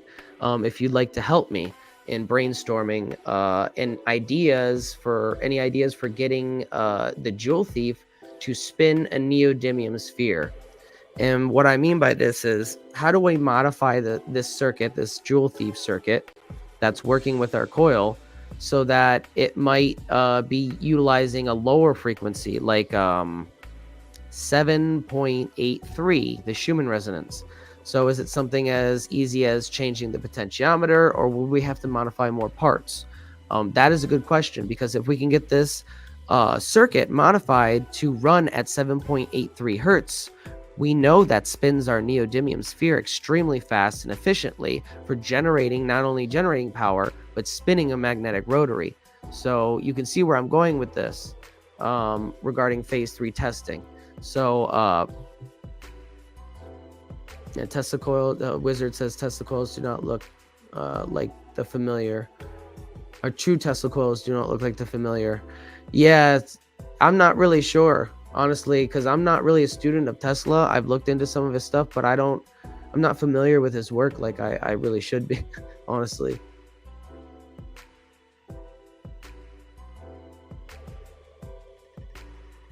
Need to inhale heat for that. Yeah. So those are some ideas we can do tonight. right now, I think I'm gonna look for, see if I can find. Well, I'll see if I can find a couple of batteries that maybe have a little bit of juice in them, and we'll modify the circuit just slightly so we can plug those into the circuit and see what happens. See if we can get that neon lamp lit with just a 9-volt battery, which would be really cool. Hey, what's up, Joe? So we were just going over the different experiments we're going to do tonight and the safety protocol that I set in place since I don't have a ozone detector. We're going to take periodical breaks and let the lab air out, because again, I am in a 1-bedroom apartment and I'm sharing it with a girlfriend who I don't want to harm in any way, as well as myself. So I have the back door to our bedroom shut, and I have the patio open, and we're going to be running the coil for small, short periods, and then coming back to the workstation while we air it out for a little bit. And I was just going over some experiments that we're going to be doing tonight, which include seeing if I can find a larger load to test it on, like as like a 40-watt bulb. Maybe I have a lamp somewhere in my closet or something. I'll look. And we're going to be testing for wireless induction transfer. So as you know, the Rodin coil has the ability to wirelessly transfer energy, like a Tesla coil. It is essentially a Tesla coil. So we'll be testing that. And I did put up a challenge for anybody who has any ideas for how to get this modified Joule Thief to bring the frequency low enough for it to match the Schumann resonance at 7.83. So this is specifically to see if we can get a neodymium sphere spun with like maybe a 9-volt battery. So that would be very cool.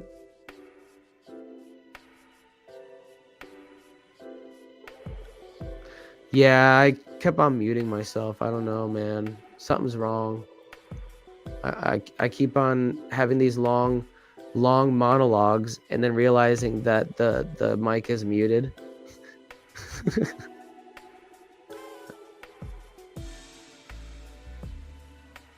Yeah. Exactly. O3 exposure is not the best. It might be good for sterilizing, I think, but no, we want to take breaks, long breaks and short experiment time. That's our goal here. We're treating the system as we would any nuclear material, which is time, distance, and exposure. We want to limit the time that you're around the material. We want to increase the distance that you're around the material at all times as much as possible. And you want to limit the exposure to the material as much as possible. So these are standard protocols set in place for someone like a nuclear density inspector, such as myself. I think they're good protocols to take and consider and put in place here.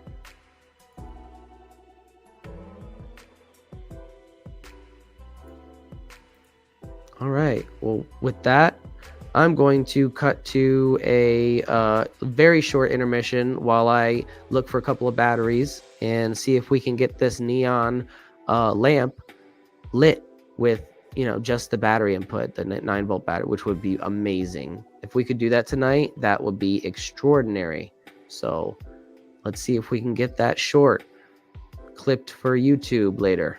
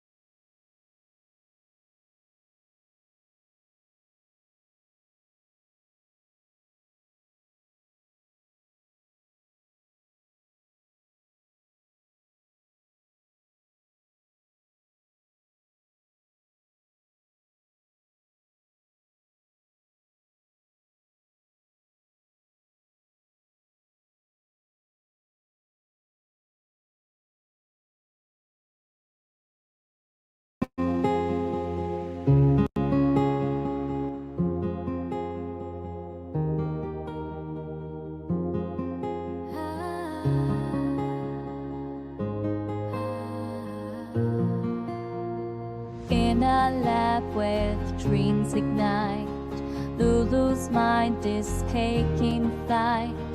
Bouncing equations, there's a plan she designs, unlocking secrets where the cosmos aligns. I say let's reach the stars, with knowledge as our guide. In this universe we're tracing, our destinies collide. Knowledge, wisdom, a peek in the dark, juggling studies and like igniting a spark. Every calculation, every moment so grand, she's building the future with her guiding hand. With every shift she's closer to the night. Family warmth she finds, strength to fight. I say let's reach the stars, with knowledge as our guide. In this universe we're tracing, our destinies collide. Through every challenge she won't lose sight, her passion shines, a star in the night. With every step she's paving the way, in the dance of science she'll always stay. I say let's reach the stars, with knowledge as our guide. In this universe we're tracing, our destinies collide. Okay, guys, I found two partially used 9-volt batteries that might work. They might have just enough juice in them, one of them at least. Let's see. I have this adapter I'm about to show you in a second. It is modified basically from an Arduino kit. I basically just spliced two of them together, the 9-volt DC adapters from the kit, together to produce a cable that is capable of using one 9-volt battery, or I can hook up two 9-volt batteries. So as you'll see in a minute, we're going to try one. If one doesn't work, we'll hook up the other one that I have. They are kind of dead, but we'll see what happens.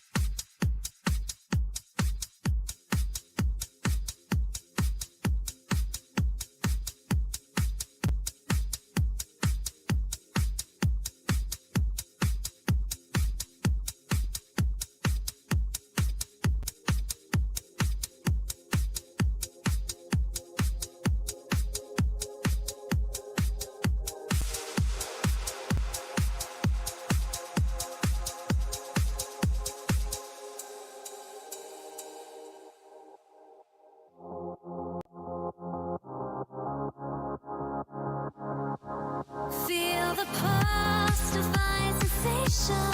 Everyone needs just a little foundation. Feel the pulse, divine sensation. Everyone needs just a little salvation.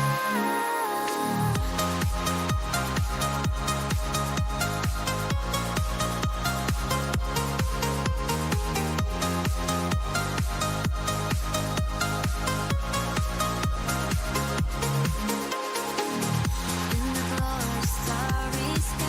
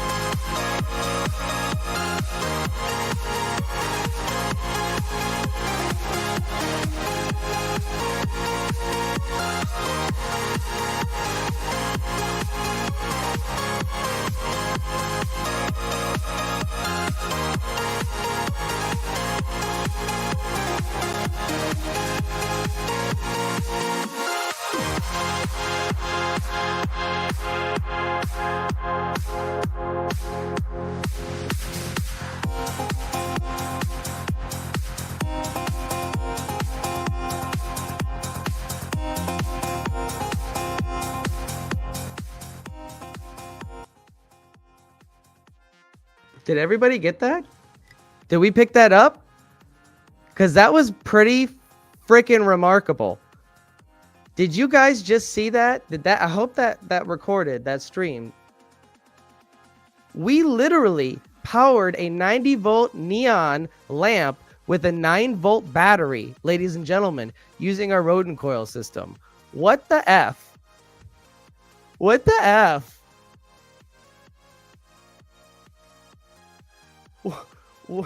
Wow.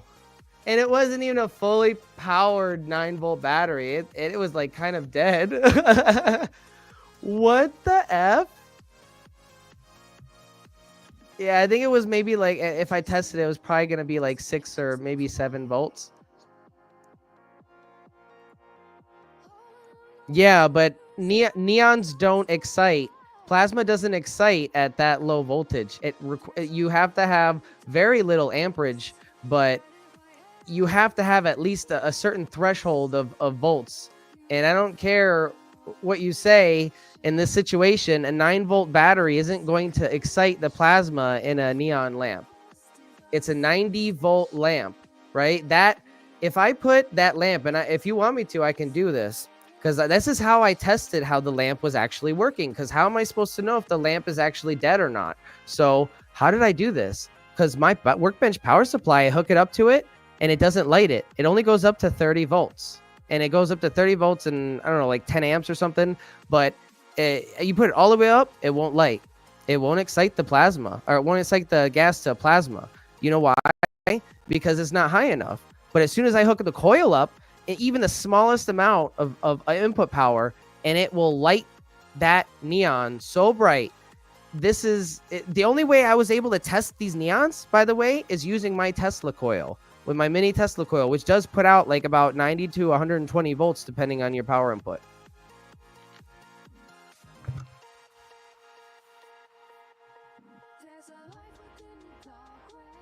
So a neon lamp only requires 0.5 to 3 milliamps. So you can excite the plasma in a state with about a half a milliamp in some circumstances, depending on the gas. But you need at least a certain threshold of voltage, right? And I think it might be slightly lower than 90 volts. But still, even if you go as low as 40 volts or 30 volts, how are you going to get that out of a 9-volt battery? It's just not possible. And I'll show you in a second, you can hook that lamp up to just the 9-volt battery without the coil, and it's not going to do a damn thing. This is a very significant moment. Lighting a 90-volt neon lamp with a 9-volt battery is very, very significant for my research and for the practical applications of this rodent coil system. And quite frankly, it's not really within my energy to kind of debate it at this point. It's doing what it's supposed to be doing. But if you want me to, further prove it, I have no problem doing that.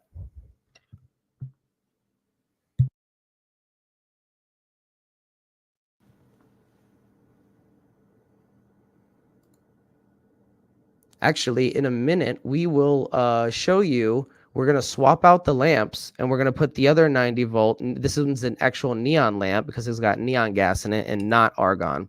So what this means is it should put out an orange red glow. But in the circumstance of these coils, you'll see that when it's in resonance, and specifically extremely in resonance, finely tuned, that is, you will see it has a pinkish glow because there is a little bit of a purple color being introduced into the orange-red glow. And what this means is this is also a marker for ball lightning. And it's in my opinion that that's what's happening here. It's proof of cold electricity. And that's just another marker that you can use to make sure your coil is working the way it's supposed to. Another way is if the electricity is actually not producing the resistance that it normally should, which means you'll see a lot more heat output from your incandescent light bulbs and such.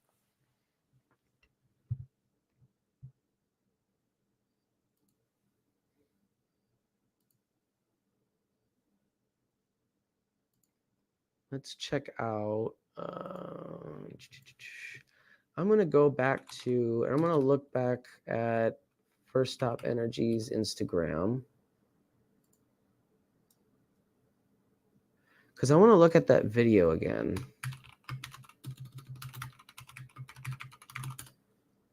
Specifically the one where he does the same test with a neon lamp. Let's see if we can share the screen here.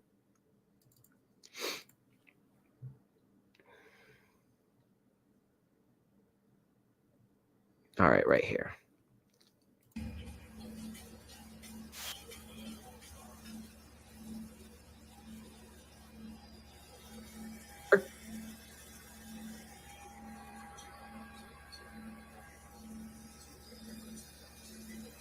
And it's flicking back and forth like it's got the normal gas, but something else is being introduced, like trying to occupy the same space almost, if that makes sense.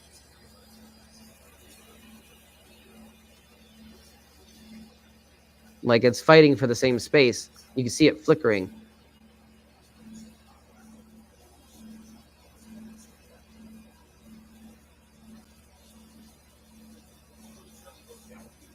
Yeah. So he tries to adjust it, and it seems to help.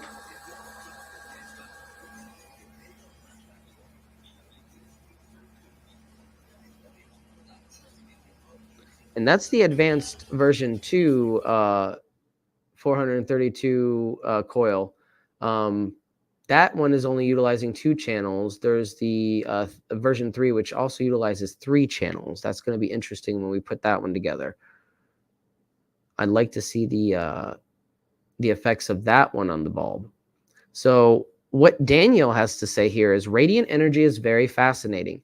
This is a pulsed DC circuit using a 5-volt source, 1 watt total, which is extremely amazing to light a high voltage neon lamp like that, or a neon lamp that requires 90 volts. That's the lowest, by the way, that's the lowest voltage you can get to ignite a neon lamp. Like there is no voltage rating lower than 90 because that's like the threshold for exciting plasma. So we can safely assume that that's at least a 90 volt neon lamp. And he said, observe how the field generated resistors 40 amps DC through the center bore of the coil. Also check out the behavior of the neon bulb once influenced by my static charge. So he calls it a static charge. That's very interesting. Yeah, that's, oh wow. And he's using 2 transistors here. I wonder what kind of circuit this is. Again, it's a very simple circuit. Very simple circuit.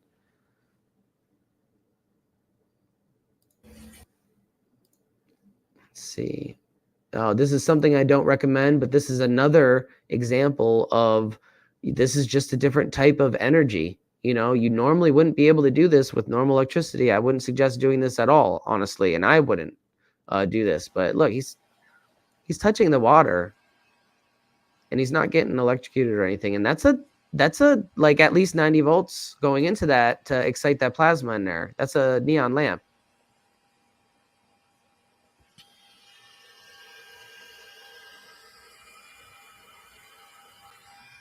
I didn't catch how much he had going in. It was like 0.22 amps and something voltage.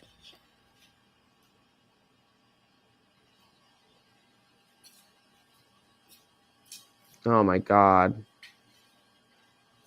He's brave, but he's proven a point here. He's proven a point here. Something else is going on other than standard electrical or electricity. He even notes, do not try this at home. In most instances, electricity will shock you. This is a high frequency oscillation that happens to be safe to touch. Very cool. Very cool.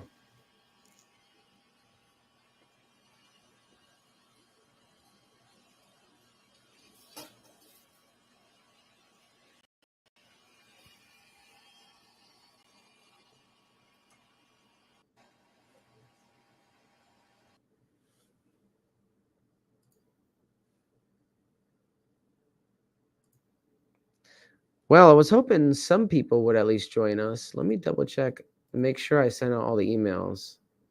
I think I sent one out to Bernie. If I didn't, I'll send it out now. Just double check my list.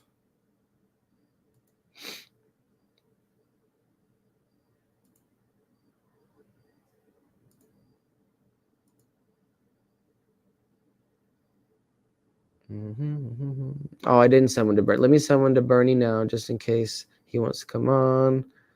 Sorry about that. I miss some people sometimes. I try to get everybody. And also, I wanted to try to send out emails. I was prioritizing earlier, trying to send out emails to people that I don't normally remember to send emails out to, such as Benedator. He's somebody from a friend from Discord. Sometimes he's available to pop on. Phil, I know he's in a different time zone, but I'd like to get him on at some point.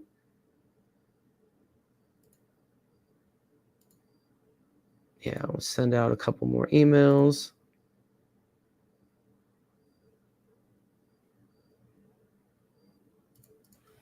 Oh.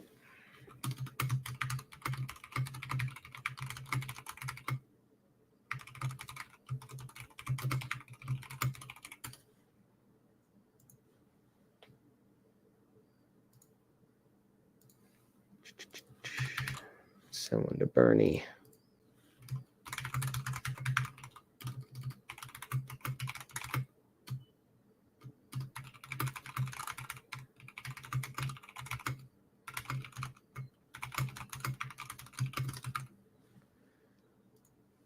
Okay. I'm going to go back over.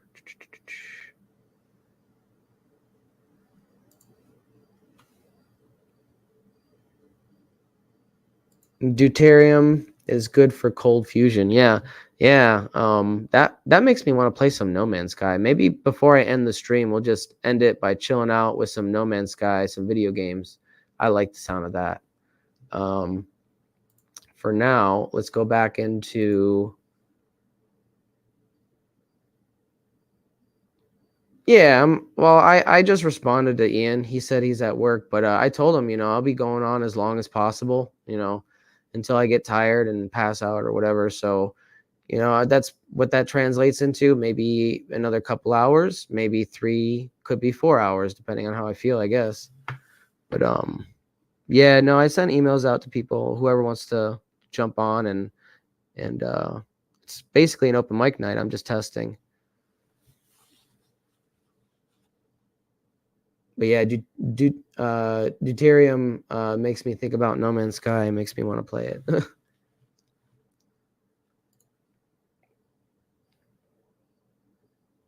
Ooh, okay. So this is another one. This is another one that I'm hoping to replicate at some point. Look at this. So, we've seen what these coils are capable of in terms of efficiency and energy production. Look at this. There's no input power there except from the solar panel. It's 2 magnets on a rotary with 4 solar panels on either side of the cube and 4 PoE minis. Look at that. And you get it at the right angle and it just takes off. Imagine powering your scooter with that. You could. You really could. This is so cool.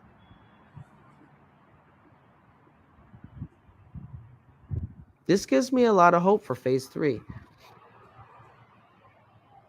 Check out our solar hybrid motor proof of concept. That's so cool.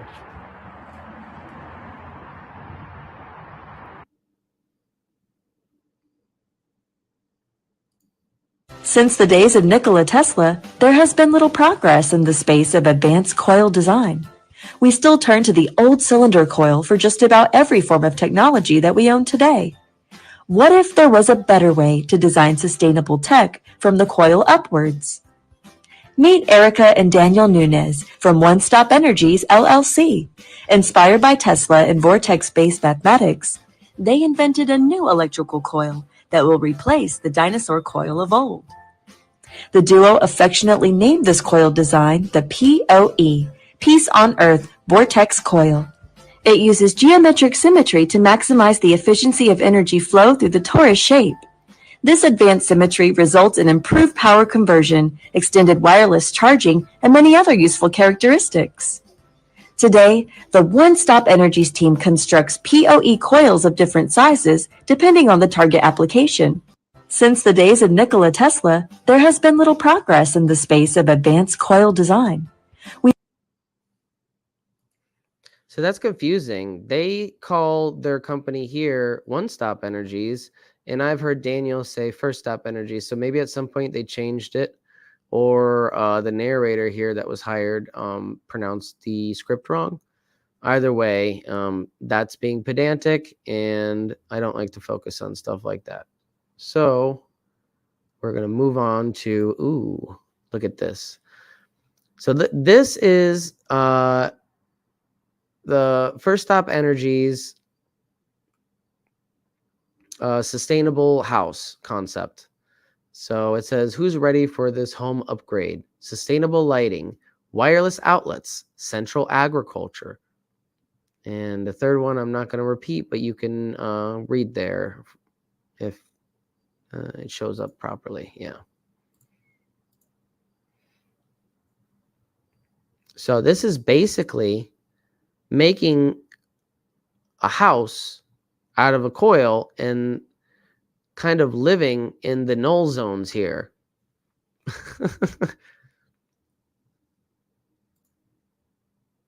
It's so cool. I don't know if I would do it. I'm not going to be the guinea pig for that one. But I think this is a really cool concept.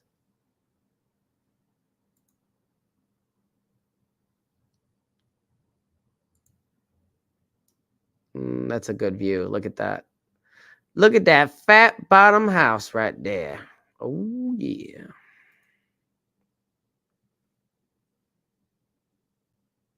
PoE Home version 2. That's so cool. Man, they had the coolest inventions. Or have the coolest inventions. We really don't know what's happened to Daniel or Erica Nunez. They failed to reach out to Bernie. They failed to reach out to me. I've reached out to them several times. Nobody has had any updates from them on their social medias. Their Twitter got deactivated due to lack of activity, I'm assuming, because, you know, when Elon Musk took it over, he updated the terms of service and just booted everybody who didn't agree with it. So, yeah, it's a situation where we don't really know what happened to them right now at this moment. And all we can do is pray that they're okay and that they give us some kind of update soon.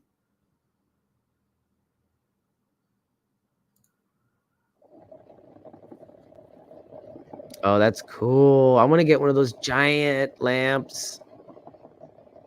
Is that a giant lamp? Single coil pulse motor setup. He's pulsing he's probably pulsing it at very, very low frequencies if he's using a pulse motor setup, because usually the strong electromagnetic field from these coils is generated at the lower end of the frequency range, which is, from my experience, when you align it closely with the Schumann resonance. That's really cool. Really, really cool. Yeah, I don't know what that is. Is that a spark gap of some sort? Not a giant lamp? I'm not sure what he has hooked up there. It looks like a giant neon lamp, but it doesn't look like there's... It's... Yeah, I don't... It does look like a giant neon lamp.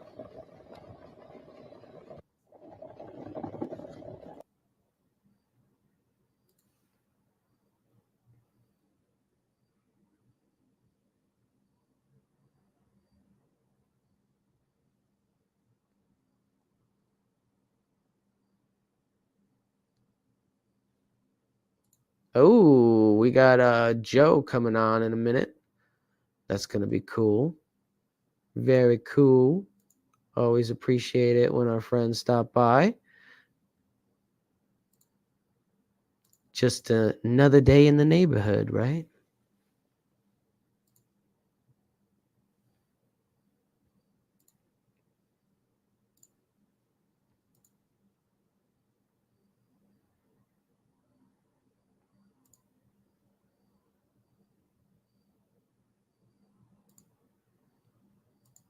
See, they have it all in one. You could have bought, like, from their website at point, you could have bought this little PMF, like I'm assuming it's some kind of pulse width modulator unit that they have for the coil, and a mobile system.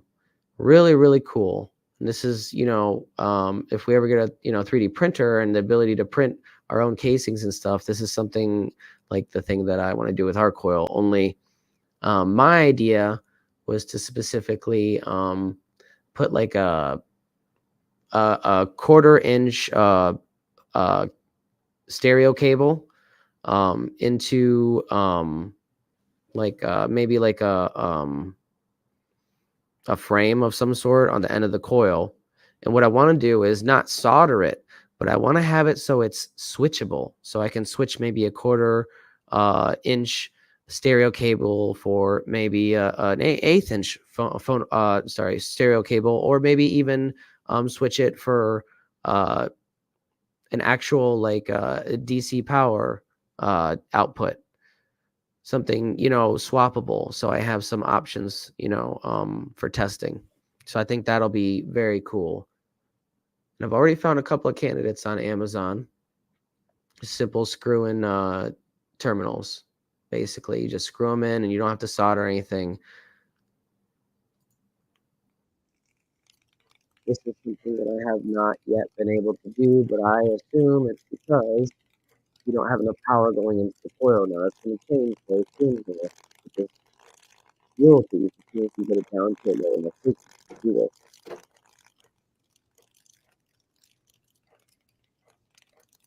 So cool.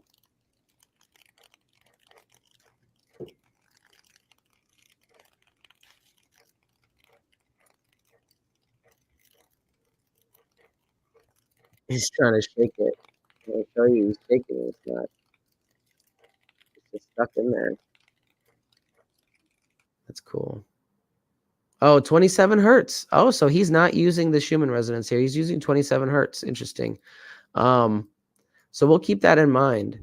Maybe it's because he's using the mini, and he has to adjust the frequency a little bit to be a harmonic, a phi harmonic of the Schumann resonance or something like that. Who knows?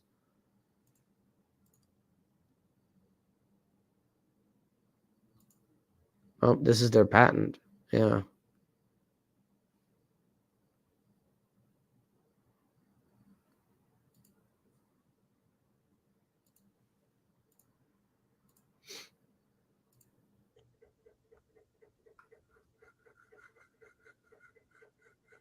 Oh, that's cool. He's got like white wires. Can you get white? Is that white enamel or insulation? It's like insulating wires.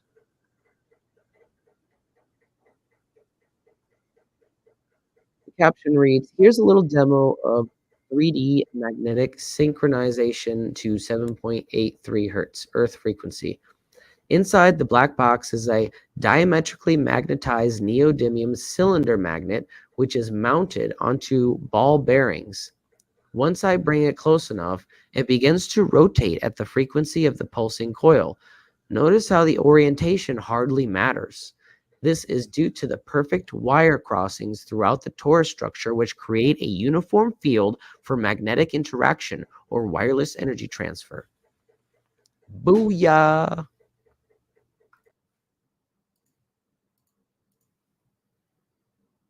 Oh, we have Joe here. How you doing?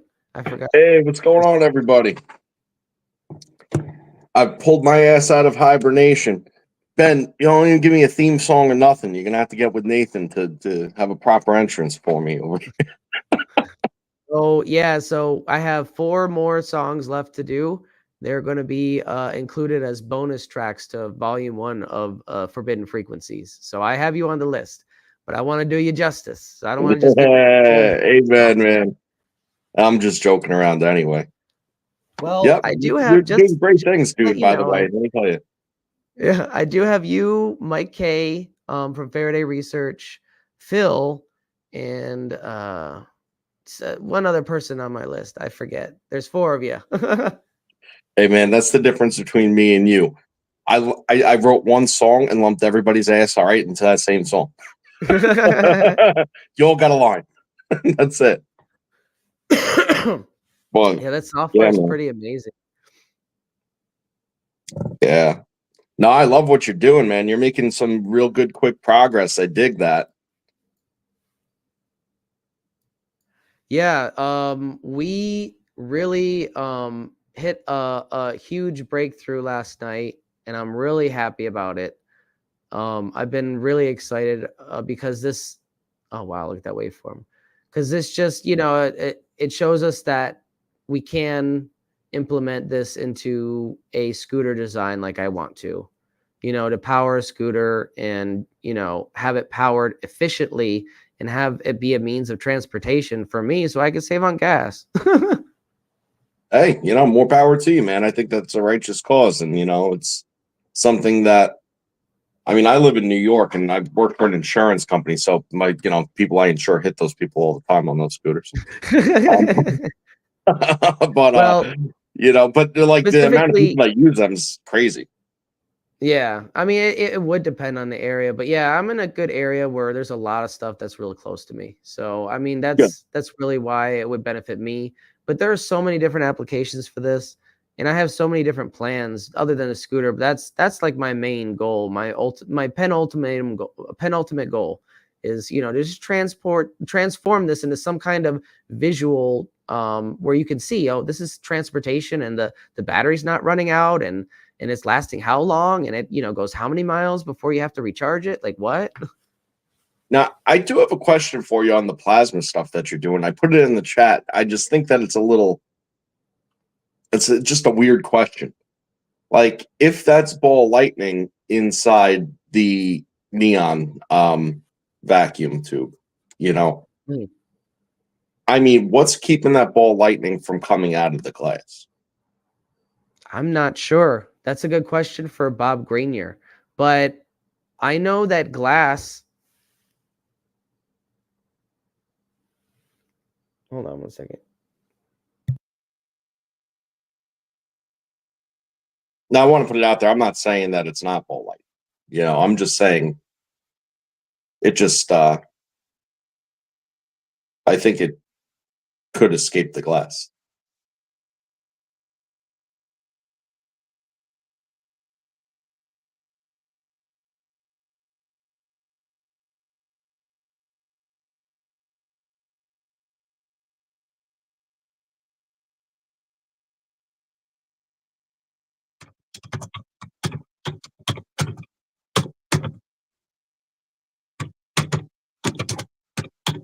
Sorry, I had a package at my door. All good. So we know, or we have a suspicion that glass interacts in interesting ways with the aether, Specifically, it has a tendency to amplify and maybe even contain aether energy. So maybe that has something to do with it, the glass containment. Or it could be that's just the negative electricity that's following the conductor. I don't know. I mean, Honestly, I think that, in my opinion, what do I know really? But like I think it's just the level of charge that it's currently achieving. I think if it's a higher level of charge, I think it can escape. Because if you think about it, like the thunderstorm generator, the plasmoids are formed in the cavitation bubbles, but once the cavitation bubble pops is when the plasmoid becomes free. So as soon as it's out of that pressure differential of the fluid, then the charge that was created becomes free, and that's what can ultimately pass through right. the solid materials. It discharges. Yeah. It kind of collapses and discharges, right?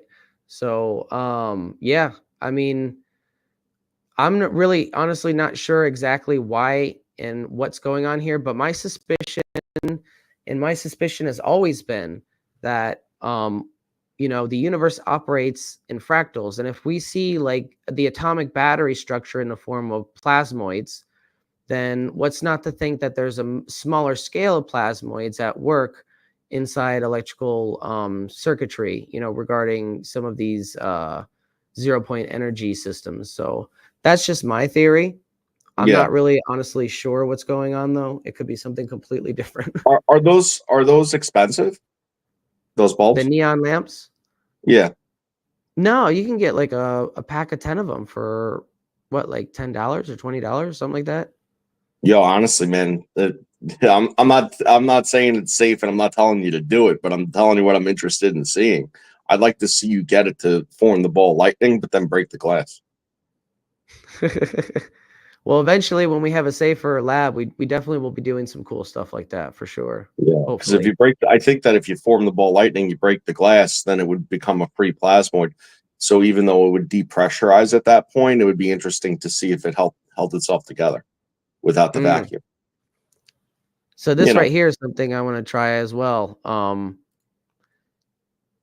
We're going to try this at some point tonight, hopefully, if I can set it up properly, but the wireless transfer of energy from coil to coil. Cool. Is that a U shape or is that two of them? Oh, that looks really cool, if nothing else. Yeah, it looks like a U-shaped one, doesn't it? I mean, it's hard to tell if it's the water giving that the illusion of it being where it is, or yeah, you know what I mean. I don't Like know. it's hard to tell. But it's It looks cool. awesome. Yeah. Hey, I had something that I kind of wanted to read, like little bits and pieces of, if you don't mind. It was what I was no, telling this you is in the open chat. mic. I need more filler content because we're going to be taking breaks, like I said. So, yeah. All right, cool. For sure. So I was talking to Nathan the other day, and he brought up like hollow earth stuff. Now, I mean, put it out there. I don't know how I feel about any of that. It doesn't really matter. But what immediately came to mind for me is at Dorpa, this book. This is a newer copy of the second edition because it's been out of print, under copyright for like probably 70 years. But long story short with it, it's a really, really good esoteric read, and I had first read it maybe like 2 years ago, and without going into the plot of it all too much and kind of, what it's all about, I remembered sticking out at me, aside from the whole inner earth stuff, that there was like some crazy parts about electromagnetism in there. So after I had mentioned it on the other day's show with Nathan, I went back, pulled out the book, and then just like found a couple of the spots. And I was like, honestly, it's ridiculous, because this book was first published in 1890 after being distributed privately before it was published for like 10 or 15 years. So it was written obviously before that. Oh, what the heck? Joe just dropped out. What the? All right, he's gonna come back in a second. That was weird. Hold on.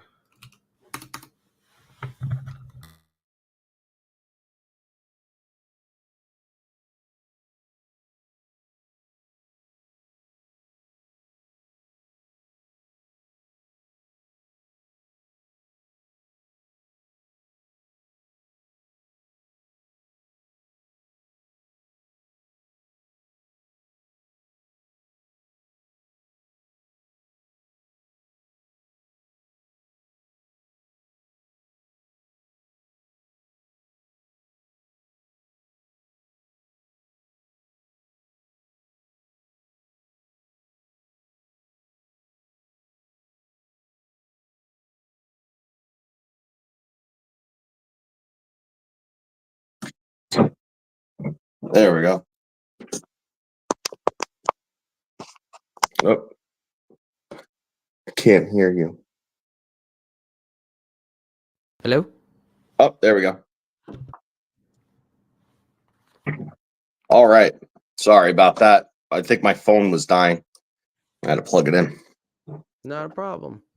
Yeah, so anyway, the book was basically like probably being written in like the 1870s, 1880s, just to kind of put it in perspective how long ago this was and sort of how brilliant the author John Uri Lloyd was, you know, and he was like a pharmacist who wrote this, distributed it, and this book was actually so popular like in the turn of the last century that there used to be like book clubs and stuff dedicated specifically only to this book and tearing it to pieces in thought and discussion. So this is from it's the last page of the chapter, the mother of a volcano. And then let me put you in solo mode. See if I can. Okay, there we go. That's all good. And I apologize in advance about my reading out loud skills. It's not something I do very often. No, it's fine. And then the next chapter that follows it is called Motion from Inherent Energy. Lead me deeper into this expanding study. So it's actually really interesting.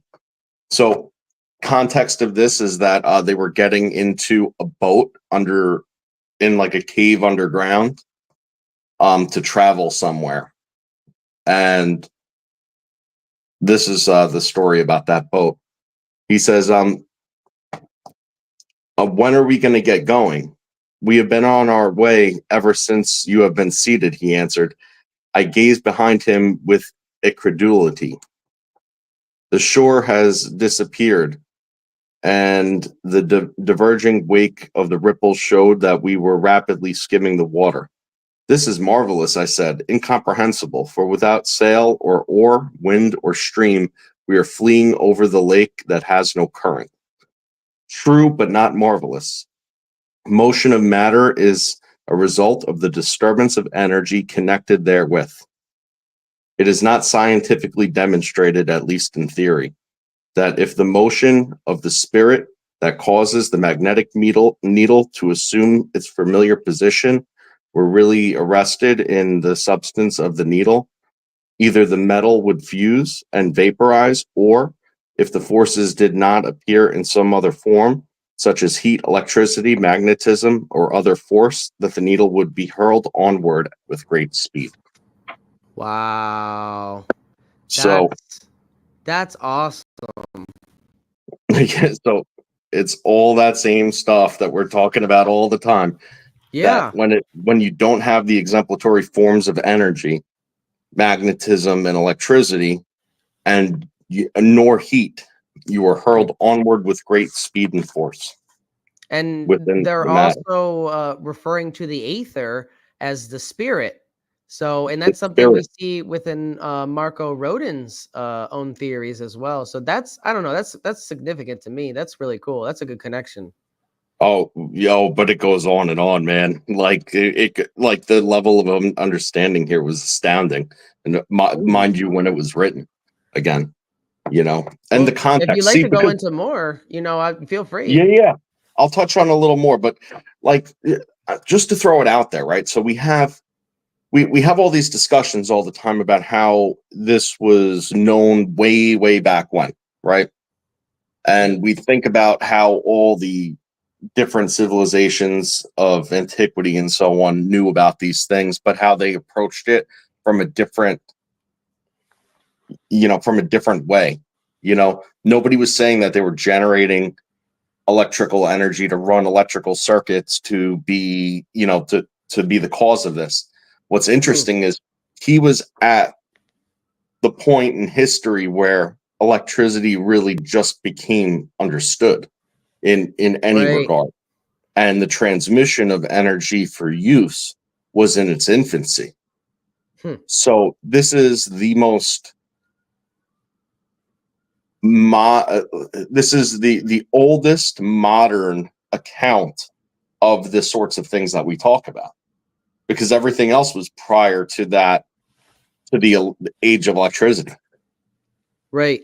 And that also touches on what Randall Carlson likes to warn us about is if we're looking for ancient technology in the form of what we have now, we can miss it completely. It's not going to be, and we are like, for a lot of people are looking, they might have used electrical circuits. I have no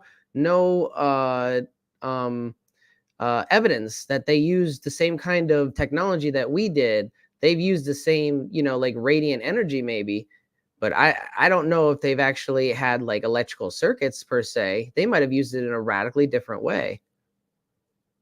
Absolutely, positively the case. But from the modern account, this is like, find something earlier, I'd love to know, and I mean, there's some Faraday stuff out there, but nothing that goes into like this does. So like I said, the next chapter is called Motion from Inherent Energy, Lead Me Deeper into This Expanding Study.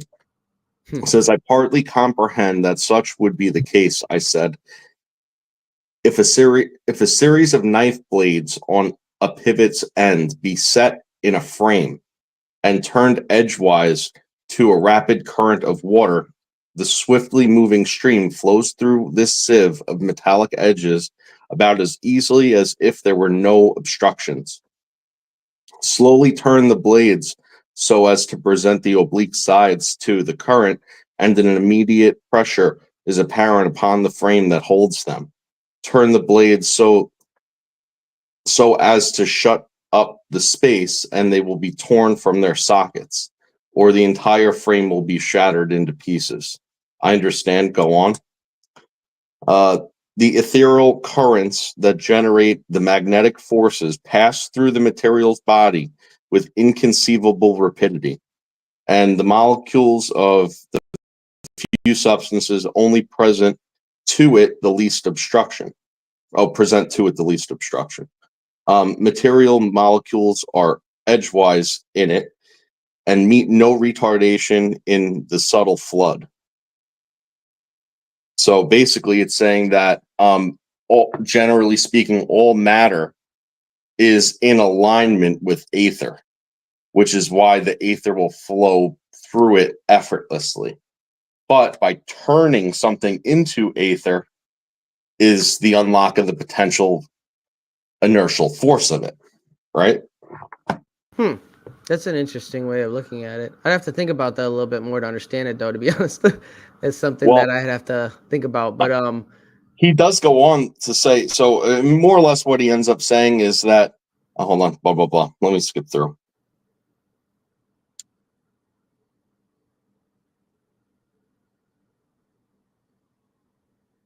Okay. So perhaps you can accept now that instead of light, heat, electricity, magnetism, and gravitation being really modifications of force, they are disturbances. So he goes on to say, disturbances of what? Disturbances of motion. Motion of what? Motion of itself, pure and simple. And that he says he cannot comprehend. He says, I'll explain it at another time so that you can better comprehend.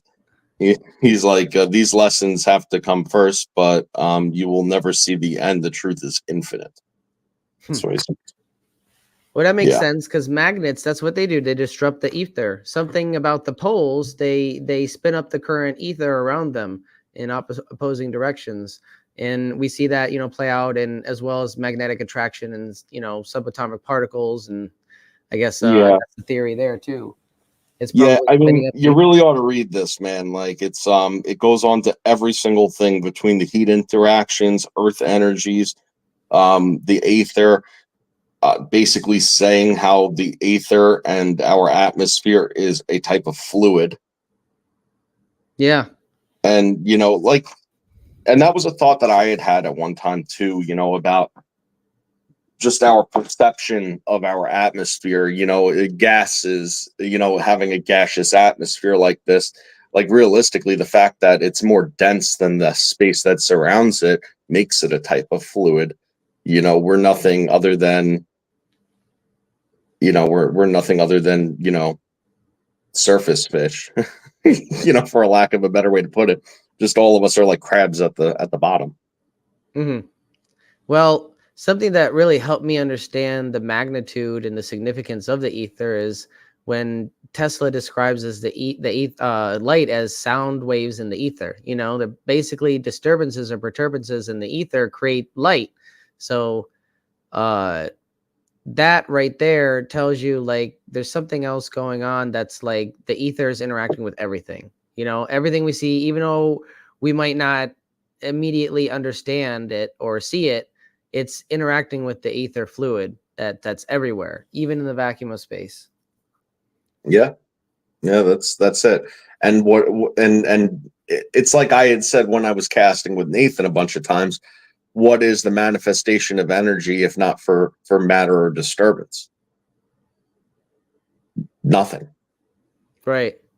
So, and that's exactly what that was going on to say. It was basically saying, oh, it's this disturbance that creates all this, all these reactions. So what happens if you get the reaction with none of the reactions? Well, then it's harnessed.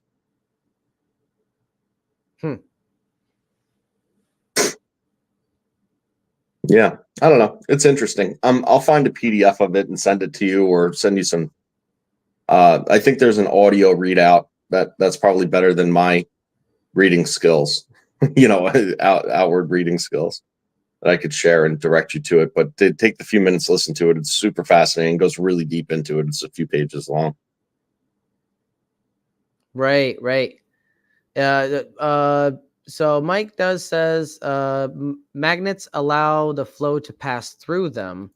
Yeah, when you have multiple magnets, right? And that's what attraction and repulsion is. But I'm talking about a single magnet. When you have a single magnet, that's the poles are spinning up the fluid ether, creating that current, and then that current will run through or repulse depending on the direction of its spin compared to another magnet. So it's like, spinning up two cylinders in a pool of water. They're either going to attract or repel each other depending on the motion of their spin.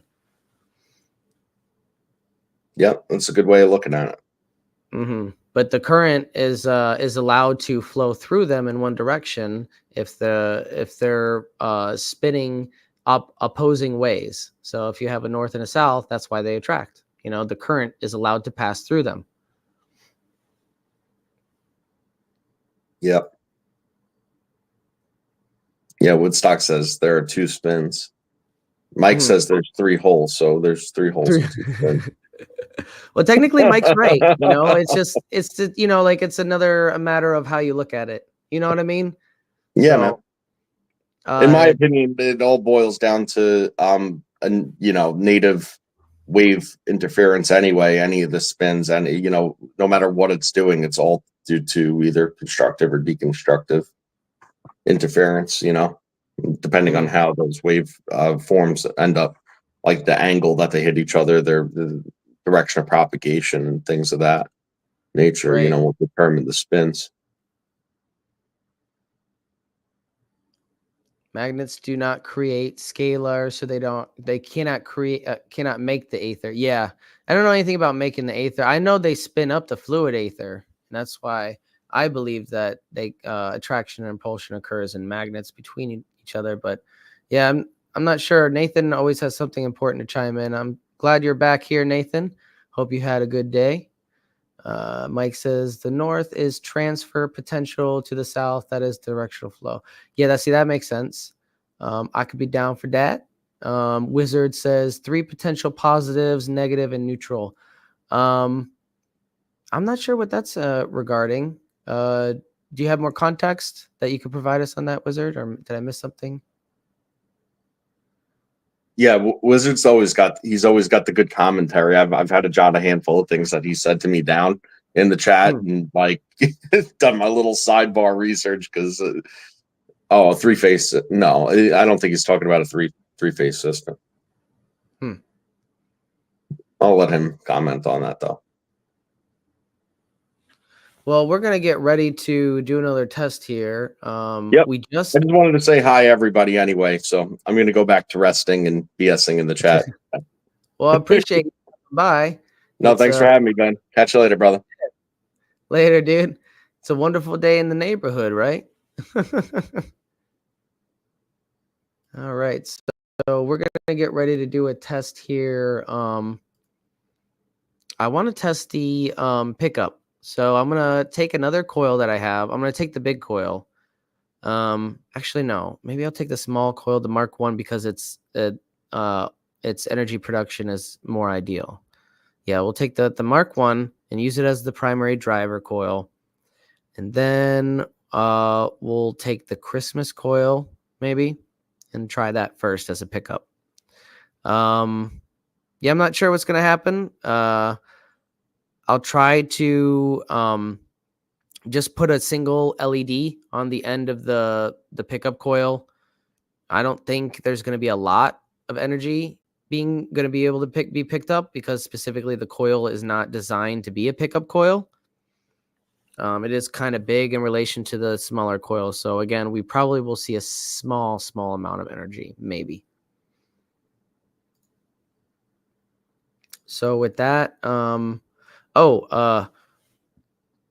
just for those who are joining us, just an update. We did recently, and we will do it again before I run the next test. We did just power a 90 volt neon lamp with only 9 volts and actually 8 volts at one point.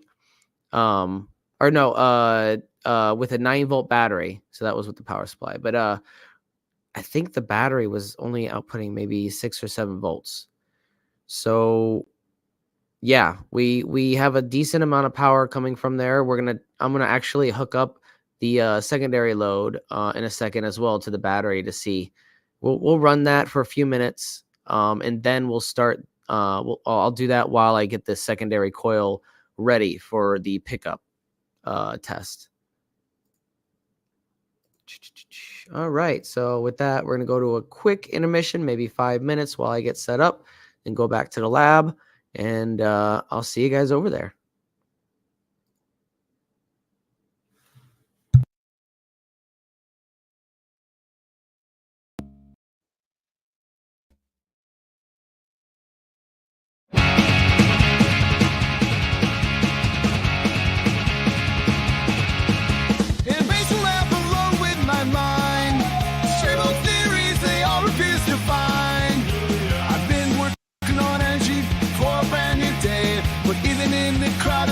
Castaway, alienated from the aids of added nature in disguise. Ideas ahead of time, dismissed with narrow eyes. Benefactor boy, dreaming about the world you can't deploy. Changing the system, but treated like a toy. Ideas misunderstood, but brilliance is his boy. Benefactor boy, can't you hear his voice?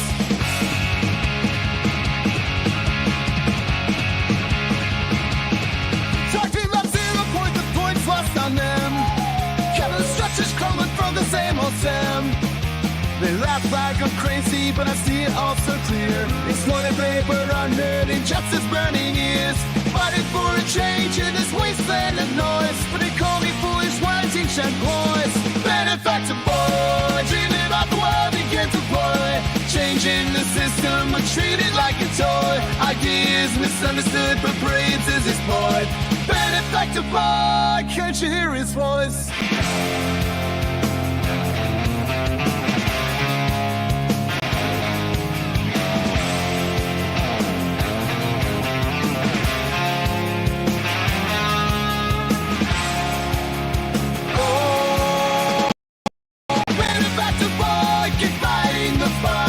Chasing revolutions in the darkest nights. A dreamer with vision beneath the laughter and noise. A future so bright waiting for the right choice. Benefactor boy, dreaming about the world he can't deploy. Changing the system, we're treated like a toy. Ideas misunderstood, but brains is his boy. Benefactor boy, can't you hear his voice?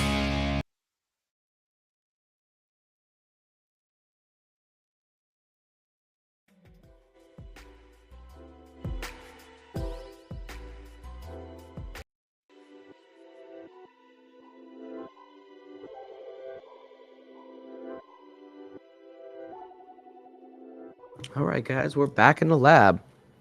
We're going to run the 9-volt battery down and see how long it'll power that secondary load. We got the neon lamp to light, the 90-volt lamp. Pretty cool. We're going to see how long that load can last and what kind of power we can get out of it, while I hook up a secondary coil to use as a pickup coil to test the induction wireless transfer of energy between coils.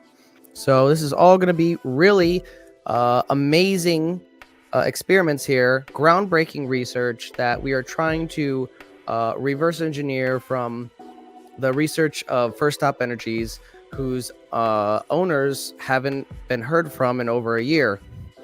So this is an attempt to keep that research alive, open source it as much as possible, because the world needs to know that there is free energy all around you, and that it is a scam that this world has made you pay for your energy, especially at the cost that it does.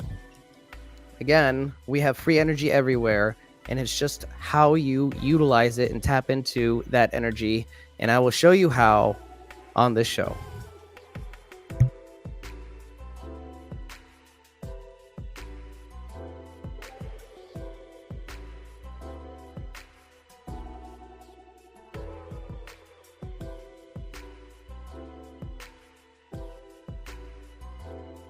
Alright, you can see we have the 9-volt battery. It's got a little bit of juice left.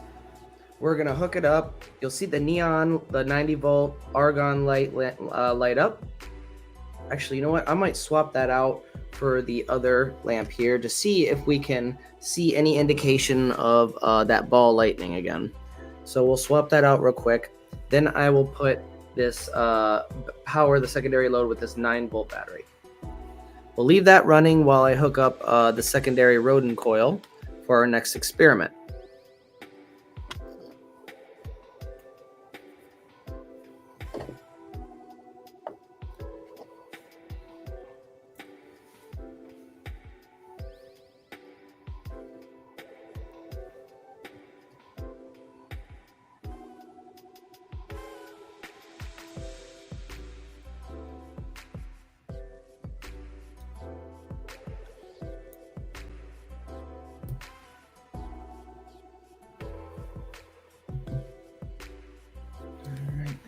Good.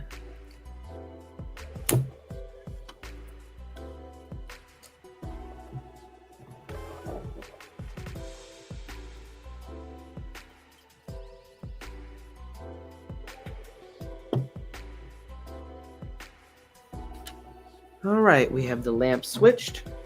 We're gonna, well, let me put this one in there, see if it has any juice left in it first. No.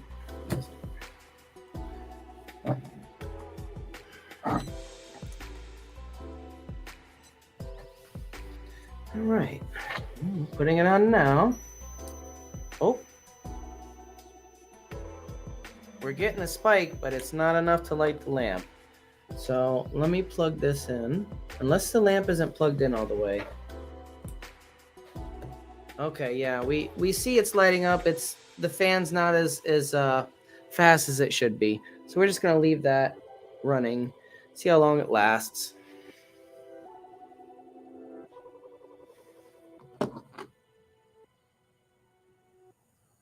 Oh, let's adjust the potentiometer here, and yeah, get it tuned in a little bit more maybe. Okay, cool. Let's see if that lights the lamp. No, it still doesn't light the lamp, but okay, so we're not lighting the lamp, but we're getting power to load. That tells us that there's not enough energy in this battery anymore to actually light this lamp, unless I don't have it plugged in all the way.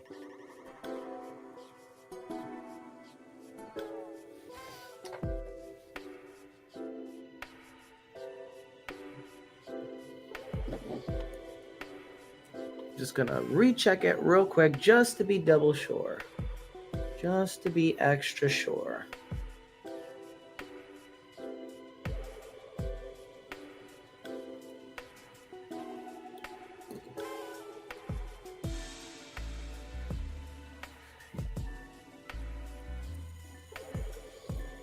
Yep, no, so the neon won't go on.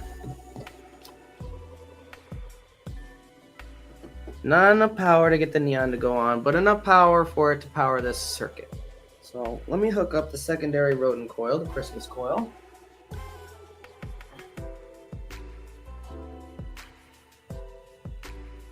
Now this is our Christmas coil.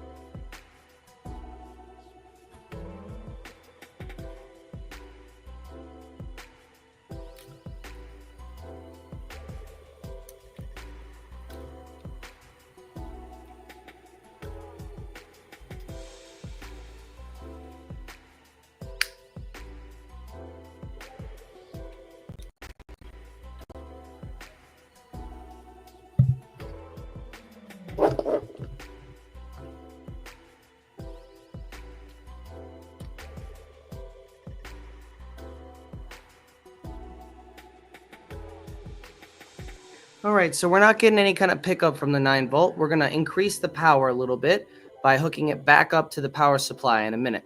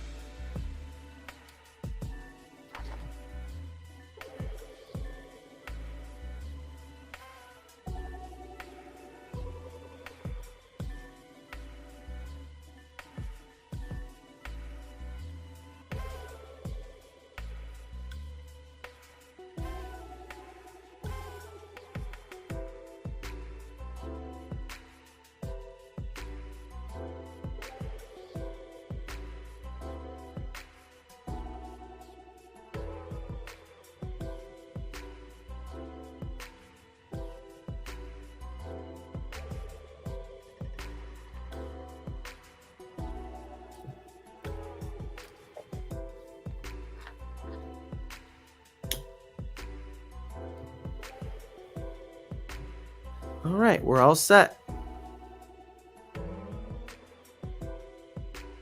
Keep an eye on this LED right here.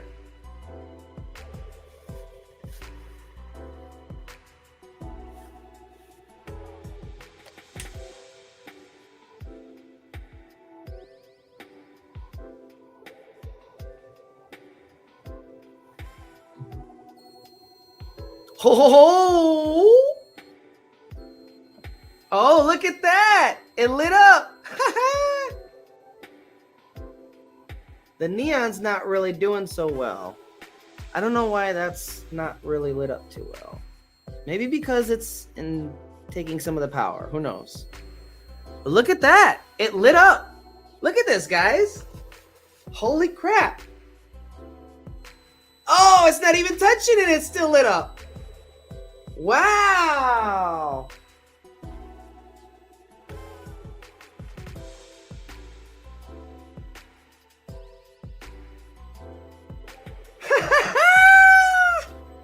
Oh my God, it works. She's alive.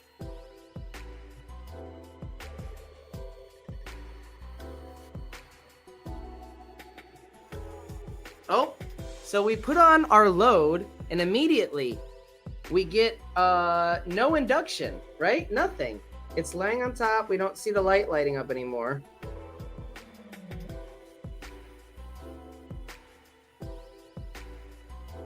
Let's try increasing this a little bit.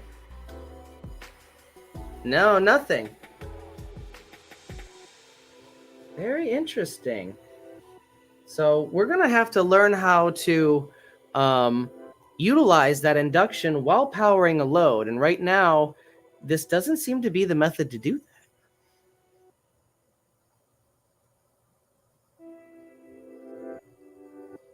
Yeah, so we got 9 volts going in. Let's disconnect the load.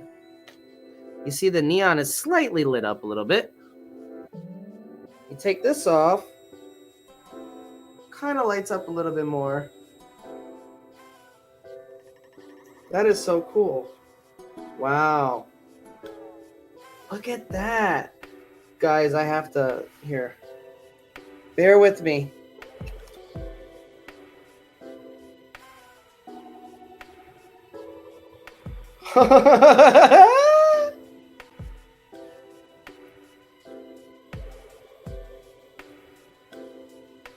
That's insane. There's no plasma discharge or arc like in a Tesla coil either. That's like a safer version of a Tesla coil's wireless induction method. Wow.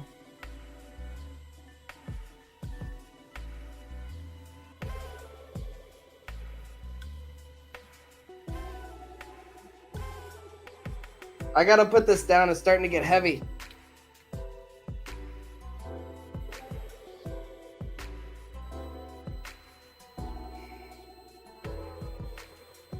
Wow. That is so cool. That is so cool.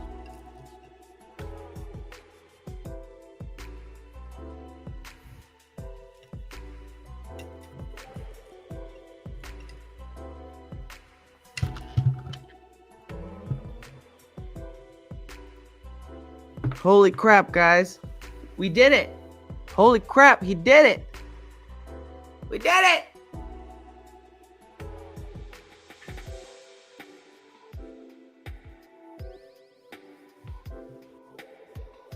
So let's go over for Charles what we've accomplished tonight on our live stream.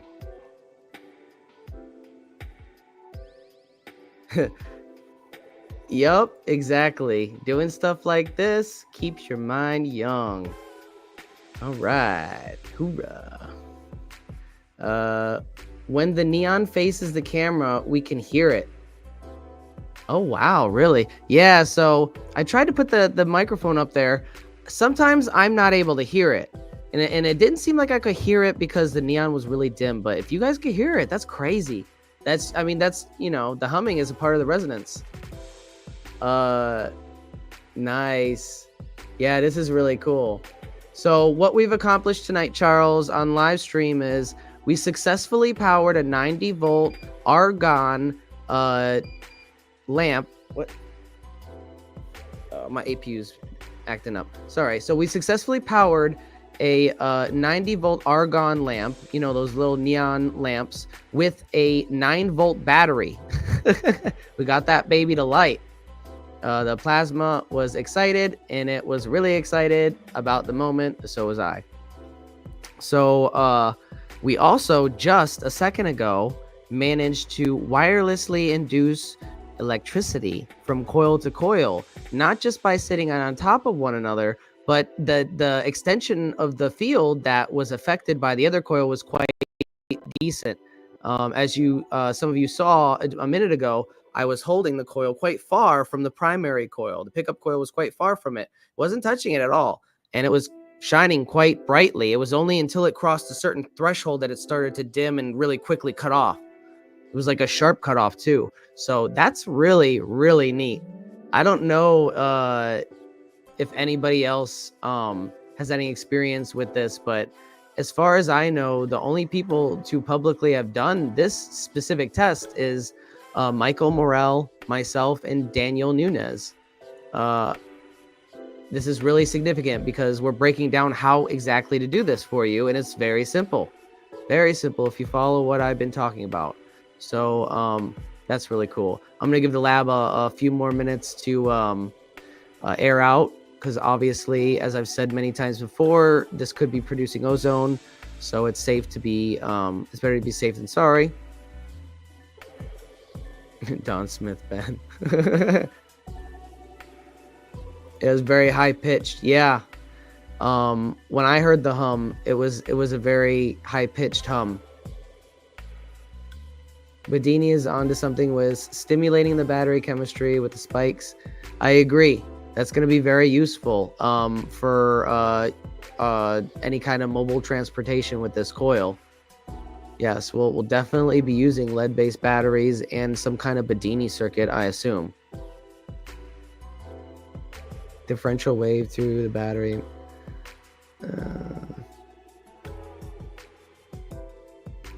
So that was really fun. That was really fun, guys. I am going to probably cut to a video and get ready for my next phase of testing, which if I can find a larger, you know, like maybe a 40-watt bulb or a lamp or something that I can, you know, cut the wire off of and just splice it into the circuit somehow, I'm going to look around. I'll put on a video for you guys to watch while I do that and get ready for the next test. Next test might be our last test, guys, of the night. I'm starting to get a little tired, even though I seem really excited because I am. We've been going on 4 hours now already. So I don't expect I'll be going on longer than another hour. We might end the stream by just playing some video games like No Man's Sky for a little bit. I don't know. We'll see how it goes. But let's put a video on while I get that ready for y'all.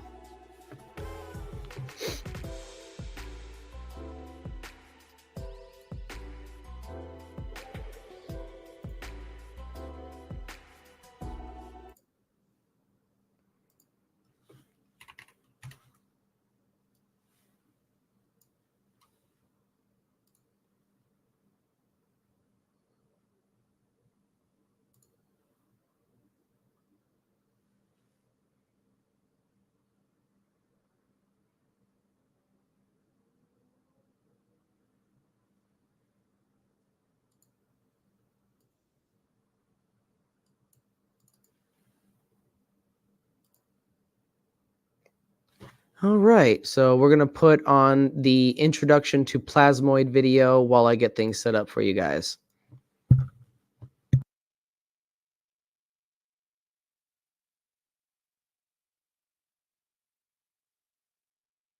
The plasmoid unification model, molten sea arc atomic reconstruction technology, or MSART.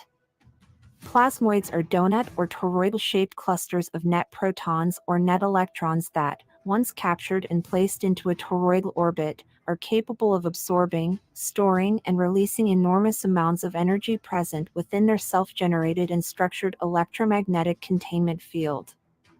Plasmoids, in effect, function as an atomic battery that can be self-charging due to their ability to convert matter into available clean energy. Plasmoids by their unique geometry cause a consequential electromagnetic containment field to generate a zero point naturally and casually, without much effort, and have the ability to convert the nuclear mass of protium atoms into energy. The plasmoid unification model, PUM, posits that plasmoids are epoch-making and that knowledge of them has been hidden in plain sight for centuries. This PUM slide rule reveals the algorithmic relationships between life's elements critical to mankind's existence and development. It starts with protium, H, which has a melting point of -259.2 degrees Celsius and is the most abundant element in our solar system. Protium determines the 25,920 great-year frequency of our solar system. The resonant frequencies of all others can then be calculated when 25,920 years is reduced from years to days, hours, and seconds. The PUM is evidence that the universe is an intelligent design.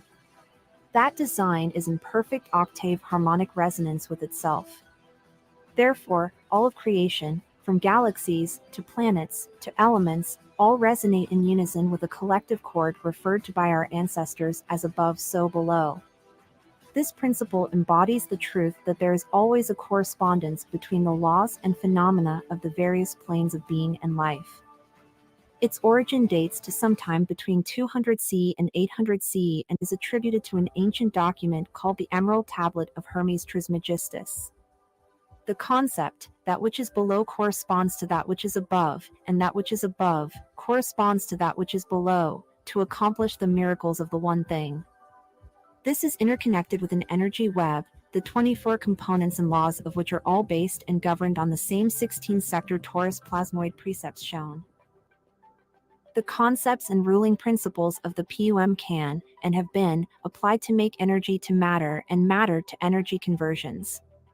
When applied to the modern hydrocarbon-powered internal combustion engine, PUM technology removes exhaust toxic waste products and increases the engine power output by transforming waste energy back into fuel.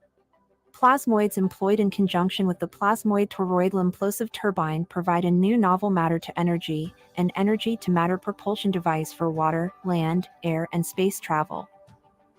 This unified theory of matter and existence has been applied to practical technology.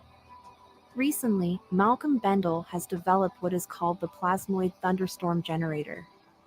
It is called this because Malcolm brilliantly designs the engine to replicate how nature utilizes opposing hot and cold counter-rotating forces within a containment to reproduce a thunderstorm in a bottle. To explain the basics of how the Bendall engine works, we begin by imploding a sphere. Then putting the North Pole, which is rotating anti-clockwise, against the South Pole, which is rotating clockwise, you create a monopolar point on the equatorial plane. Segmenting the imploded sphere into 8 planes creates 16 peripheral points which, when viewed in cross-section, reveal the infinity symbol. In order to calculate the resonant frequency of a shape, you must first calculate the sum of its internal angles. To calculate the resonant frequency of an imploded sphere, we must produce the sum of the internal angles contained within all 8 planes.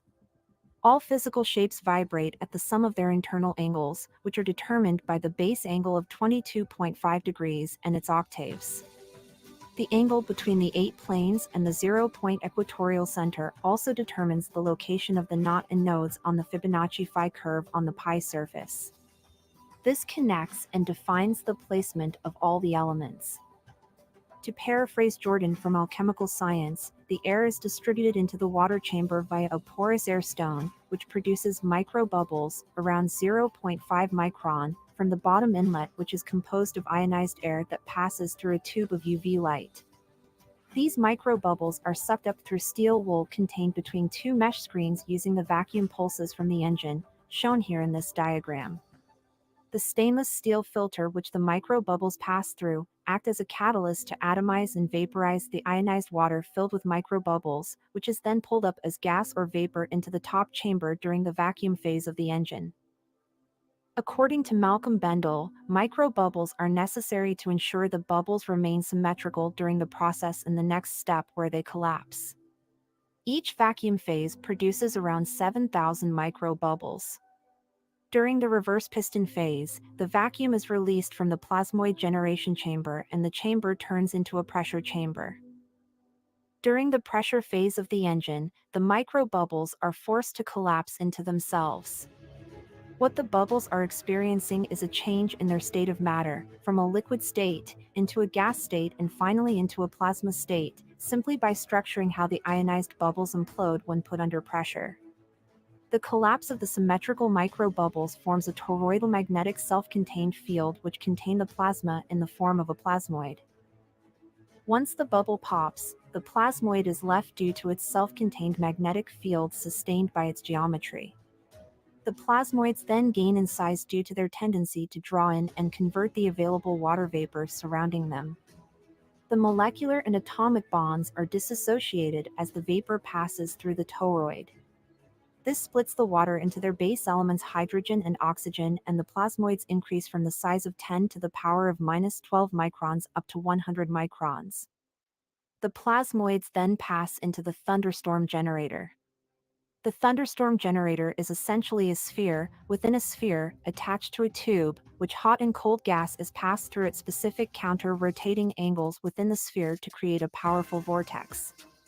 The cold ionized plasmoid vapors are pulled into the thunderstorm generator at a temperature of -86.3 degrees as they exit the generator. The hot exhaust is introduced at a counterclockwise angle to the plasmoid vapor to produce a powerful vortex.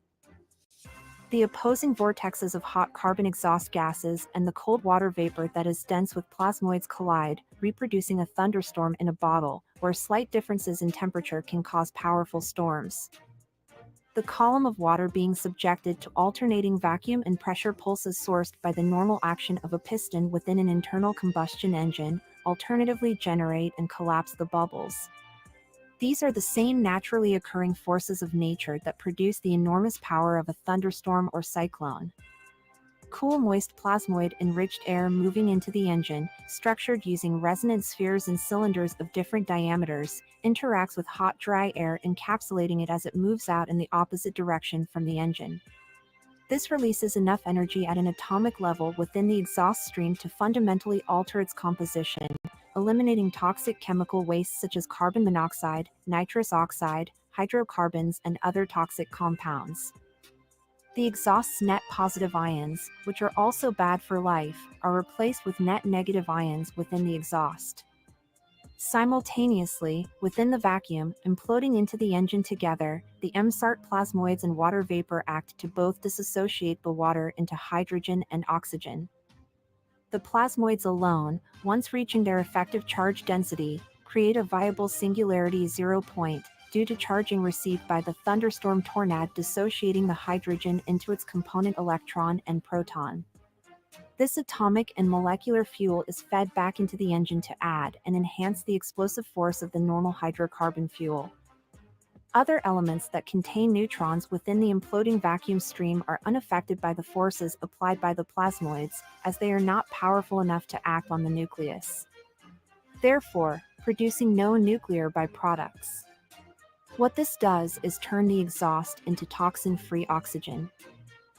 The underlying principle of Malcolm Bendall's unified field theory is that all elements are plasmoids and that all those elements are controlled by charge density. Therefore, making charge density the only relevant characteristic when considering zero matter, time, light, and matter. Jordan from Alchemical Science is an independent researcher who has personally verified the engine's authenticity, and according to him on his channel, which is linked to in the description below, there is a slight smell of burnt air but almost no sense of carbon emissions produced when putting your nose up to the exhaust. The brilliance of Bendall's design isn't just in the ability to adapt already functioning carbon-producing engines into super-efficient oxygen factories, it is in the simplicity of its engineering. Further proof that the greatest science is based on nature, the universe's most efficient energy machine. Much thanks to Jordan from Alchemical Science and the Strike Foundation, which I have linked in the description below. I highly recommend anyone interested in learning more about plasmoids, sacred geometry, or obscure, esoteric science to go over and subscribe to Jordan's YouTube channel, Alchemical Science. The truth is out there. These are the doors. All you have to do is walk through them. For more videos like this, put a like on our video and subscribe to our channel Beneficence TV. Beneficence is beautiful.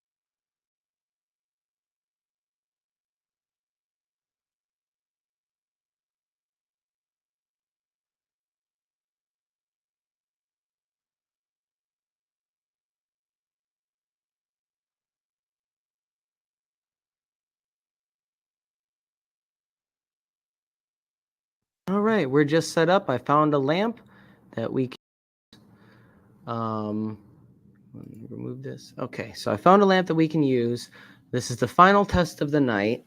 And then I will end the stream. I might be back on after a short break if I decide I want to stream some No Man's Sky or video games, if I feel whimsical. But the last test of this evening is going to be trying to get this lamp to be powered up with this cold electricity and to see if it actually is not hot to the touch, the bulb, like as experienced with some other inventors dealing with 0 point energy, most notably Michael Morell, who did crack the Nunes method for us here, and we're utilizing that method now. So let's do that. Charles says the main unit is similar to the GEAT, where the exhaust routes around cold intake air. Yeah, it's more like a I mean, it's got a couple more steps than the GEAT, but at the same time, it's like taking the same concept and making it like easier to build for most garage engineers. Can you all right, so let's do that real quick.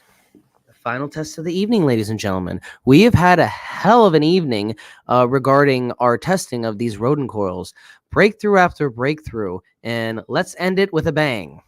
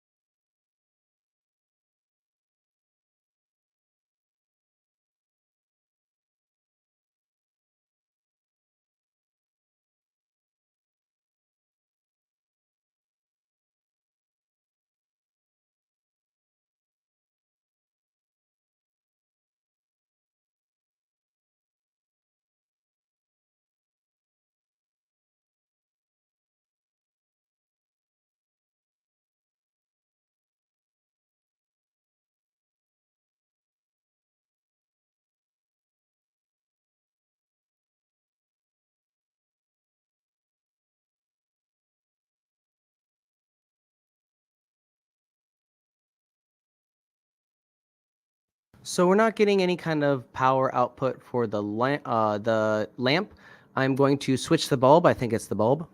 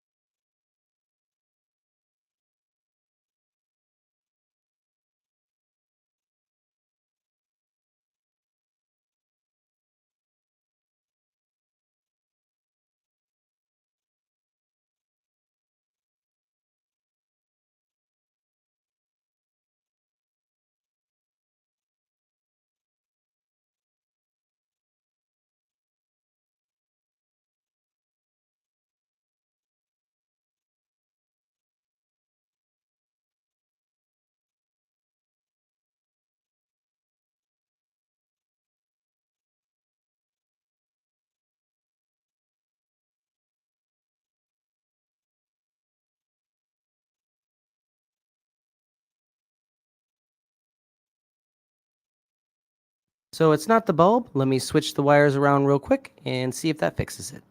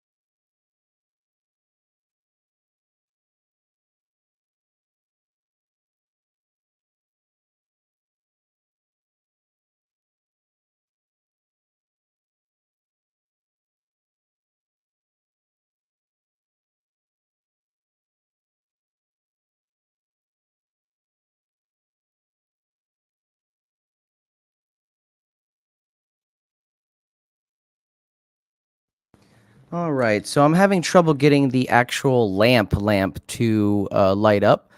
I'm not sure if I have it hooked up wrong. I'm going to give up on it for now, just because I'm not going to go too much farther with the stream. But I will end it with some induction wireless transfer of energy from coil to coil and demonstrate that one last time before I end the stream here for you guys. I was hoping to get the lamp. I had like I think it's like a 40-watt bulb with a lamp. I stripped the wire. I tried to hook it up. Unfortunately, I don't have enough time at the moment to try to figure out what's going on. It's just not getting power. It's not that it's not putting out power from the system. It's something to do with the way I have it hooked up, and I was not able to power the lamp at this time. But as you see, I was messing with the circuit and I couldn't get the neon lamps to light up. They're a little finicky. I'm wondering if I burnt out my potentiometer finally. That's always a possibility. I thought originally I had burnt out the neons, but as you see a minute ago, I took out the Tesla coil to test them because literally without this rodent coil, I have no way of knowing if these neon lamps are dead or not, because my power supply only goes up to 30 volts and like 5 amps or 10 amps, something like that. And that's not enough voltage to actually light these neons. So it's very interesting that I have to use a Tesla coil just to make sure they're not dead, because my own power supply won't be powerful enough unless it's hooked up to this rodent coil system. So I wanted to eliminate any variable of the circuitry. You know, when you shift things around, you remove things and put them back in. Sometimes things move around on the circuit board and they dislodge or whatever. So I'm going to have to go through. The circuit still works. It's just the neon lamp that's not lighting up anymore. So that's what I was trying to figure out a minute ago. I tested it against the Tesla coil just to make sure it wasn't dead, and they weren't. They glowed. So that's just further proof that those were neons and that they were glowing and they were okay. So we're going to continue using those for our next round of tests. Probably tomorrow during Gerald and Nathan's workshop, we'll probably have some stuff to present then. But for now, we're going to end the stream with a wireless induction from coil to coil.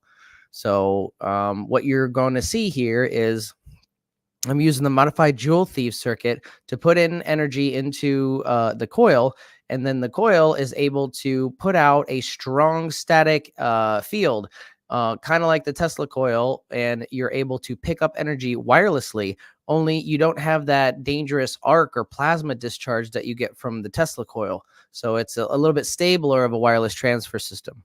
So check that out.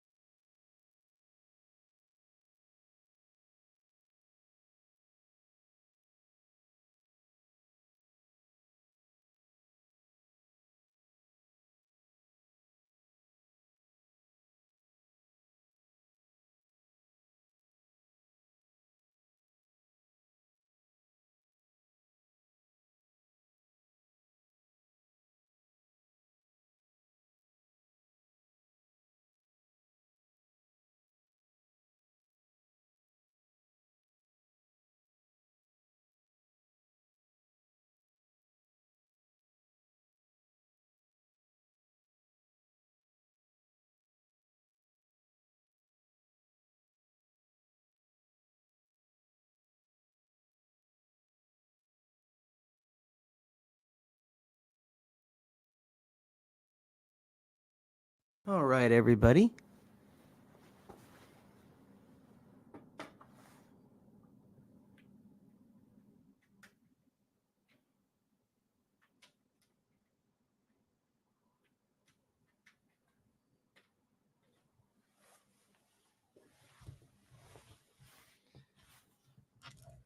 Okay, let's see who is the last man standing. Charles says patent laws protect the government and big players. It's really more of a tracking system for them. Yeah, pretty much. Open source shared appropriately is the only way forward in this timeline. Yeah, for sure. Open source is the only way. Unfortunately, I couldn't get the I think it's like a 20 or 40 watt bulb or whatever. Couldn't get that set up in time, but we had some significant breakthroughs tonight. Going back, we were able to light a 90 volt neon lamp with only 9 volt battery. That was really cool. And we successfully managed to induce wireless energy from coil to coil, which was really cool.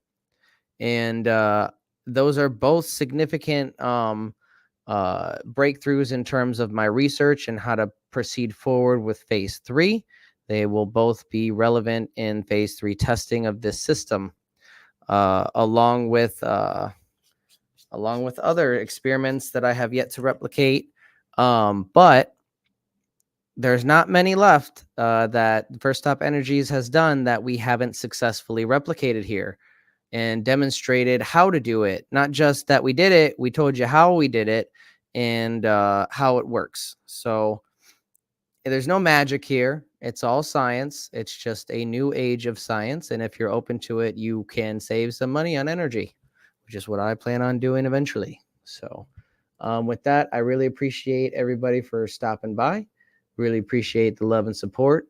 Again, if you are passionate about my research and you want to help fund some of my research, you can do so at my Patreon. I'll put it in chat right now. Along with a whole other host of ways that you can help me out through donations in the description of this video. That being said, I really appreciate everybody.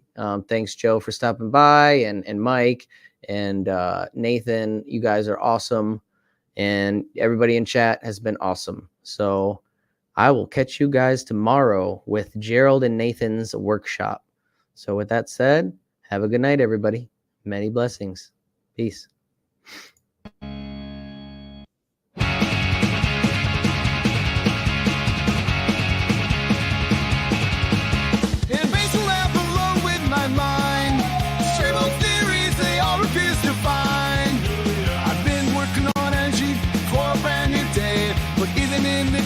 Still be cast away. Alienated from the aims of added nature in disguise. Ideas ahead of time dismissed with narrow eyes. Benefactor boy, dreaming about the world you can't deploy. Changing the system, but treat it like a toy. Ideas misunderstood, but brilliance is his point. Benefactor boy, can't you hear his voice?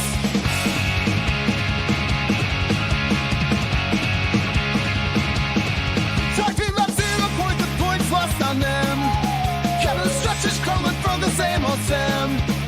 They laugh like I'm crazy, but I see it all so clear. Exploited labor under injustice burning ears. Fighting for a change in this wasteland of noise. But they call me foolish words, ancient boys. Benefactor boy, dreaming about the world he can't deploy. Changing the system, but treat it like a toy. Ideas misunderstood, but brilliance is his point. Benefactor boy, can't you hear his voice?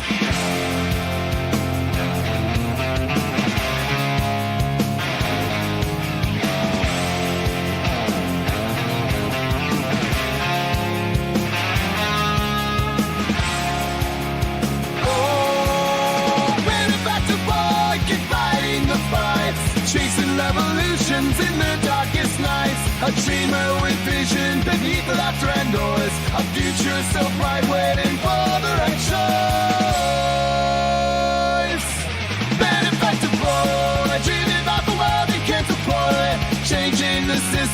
treated like a toy. Ideas misunderstood but brave.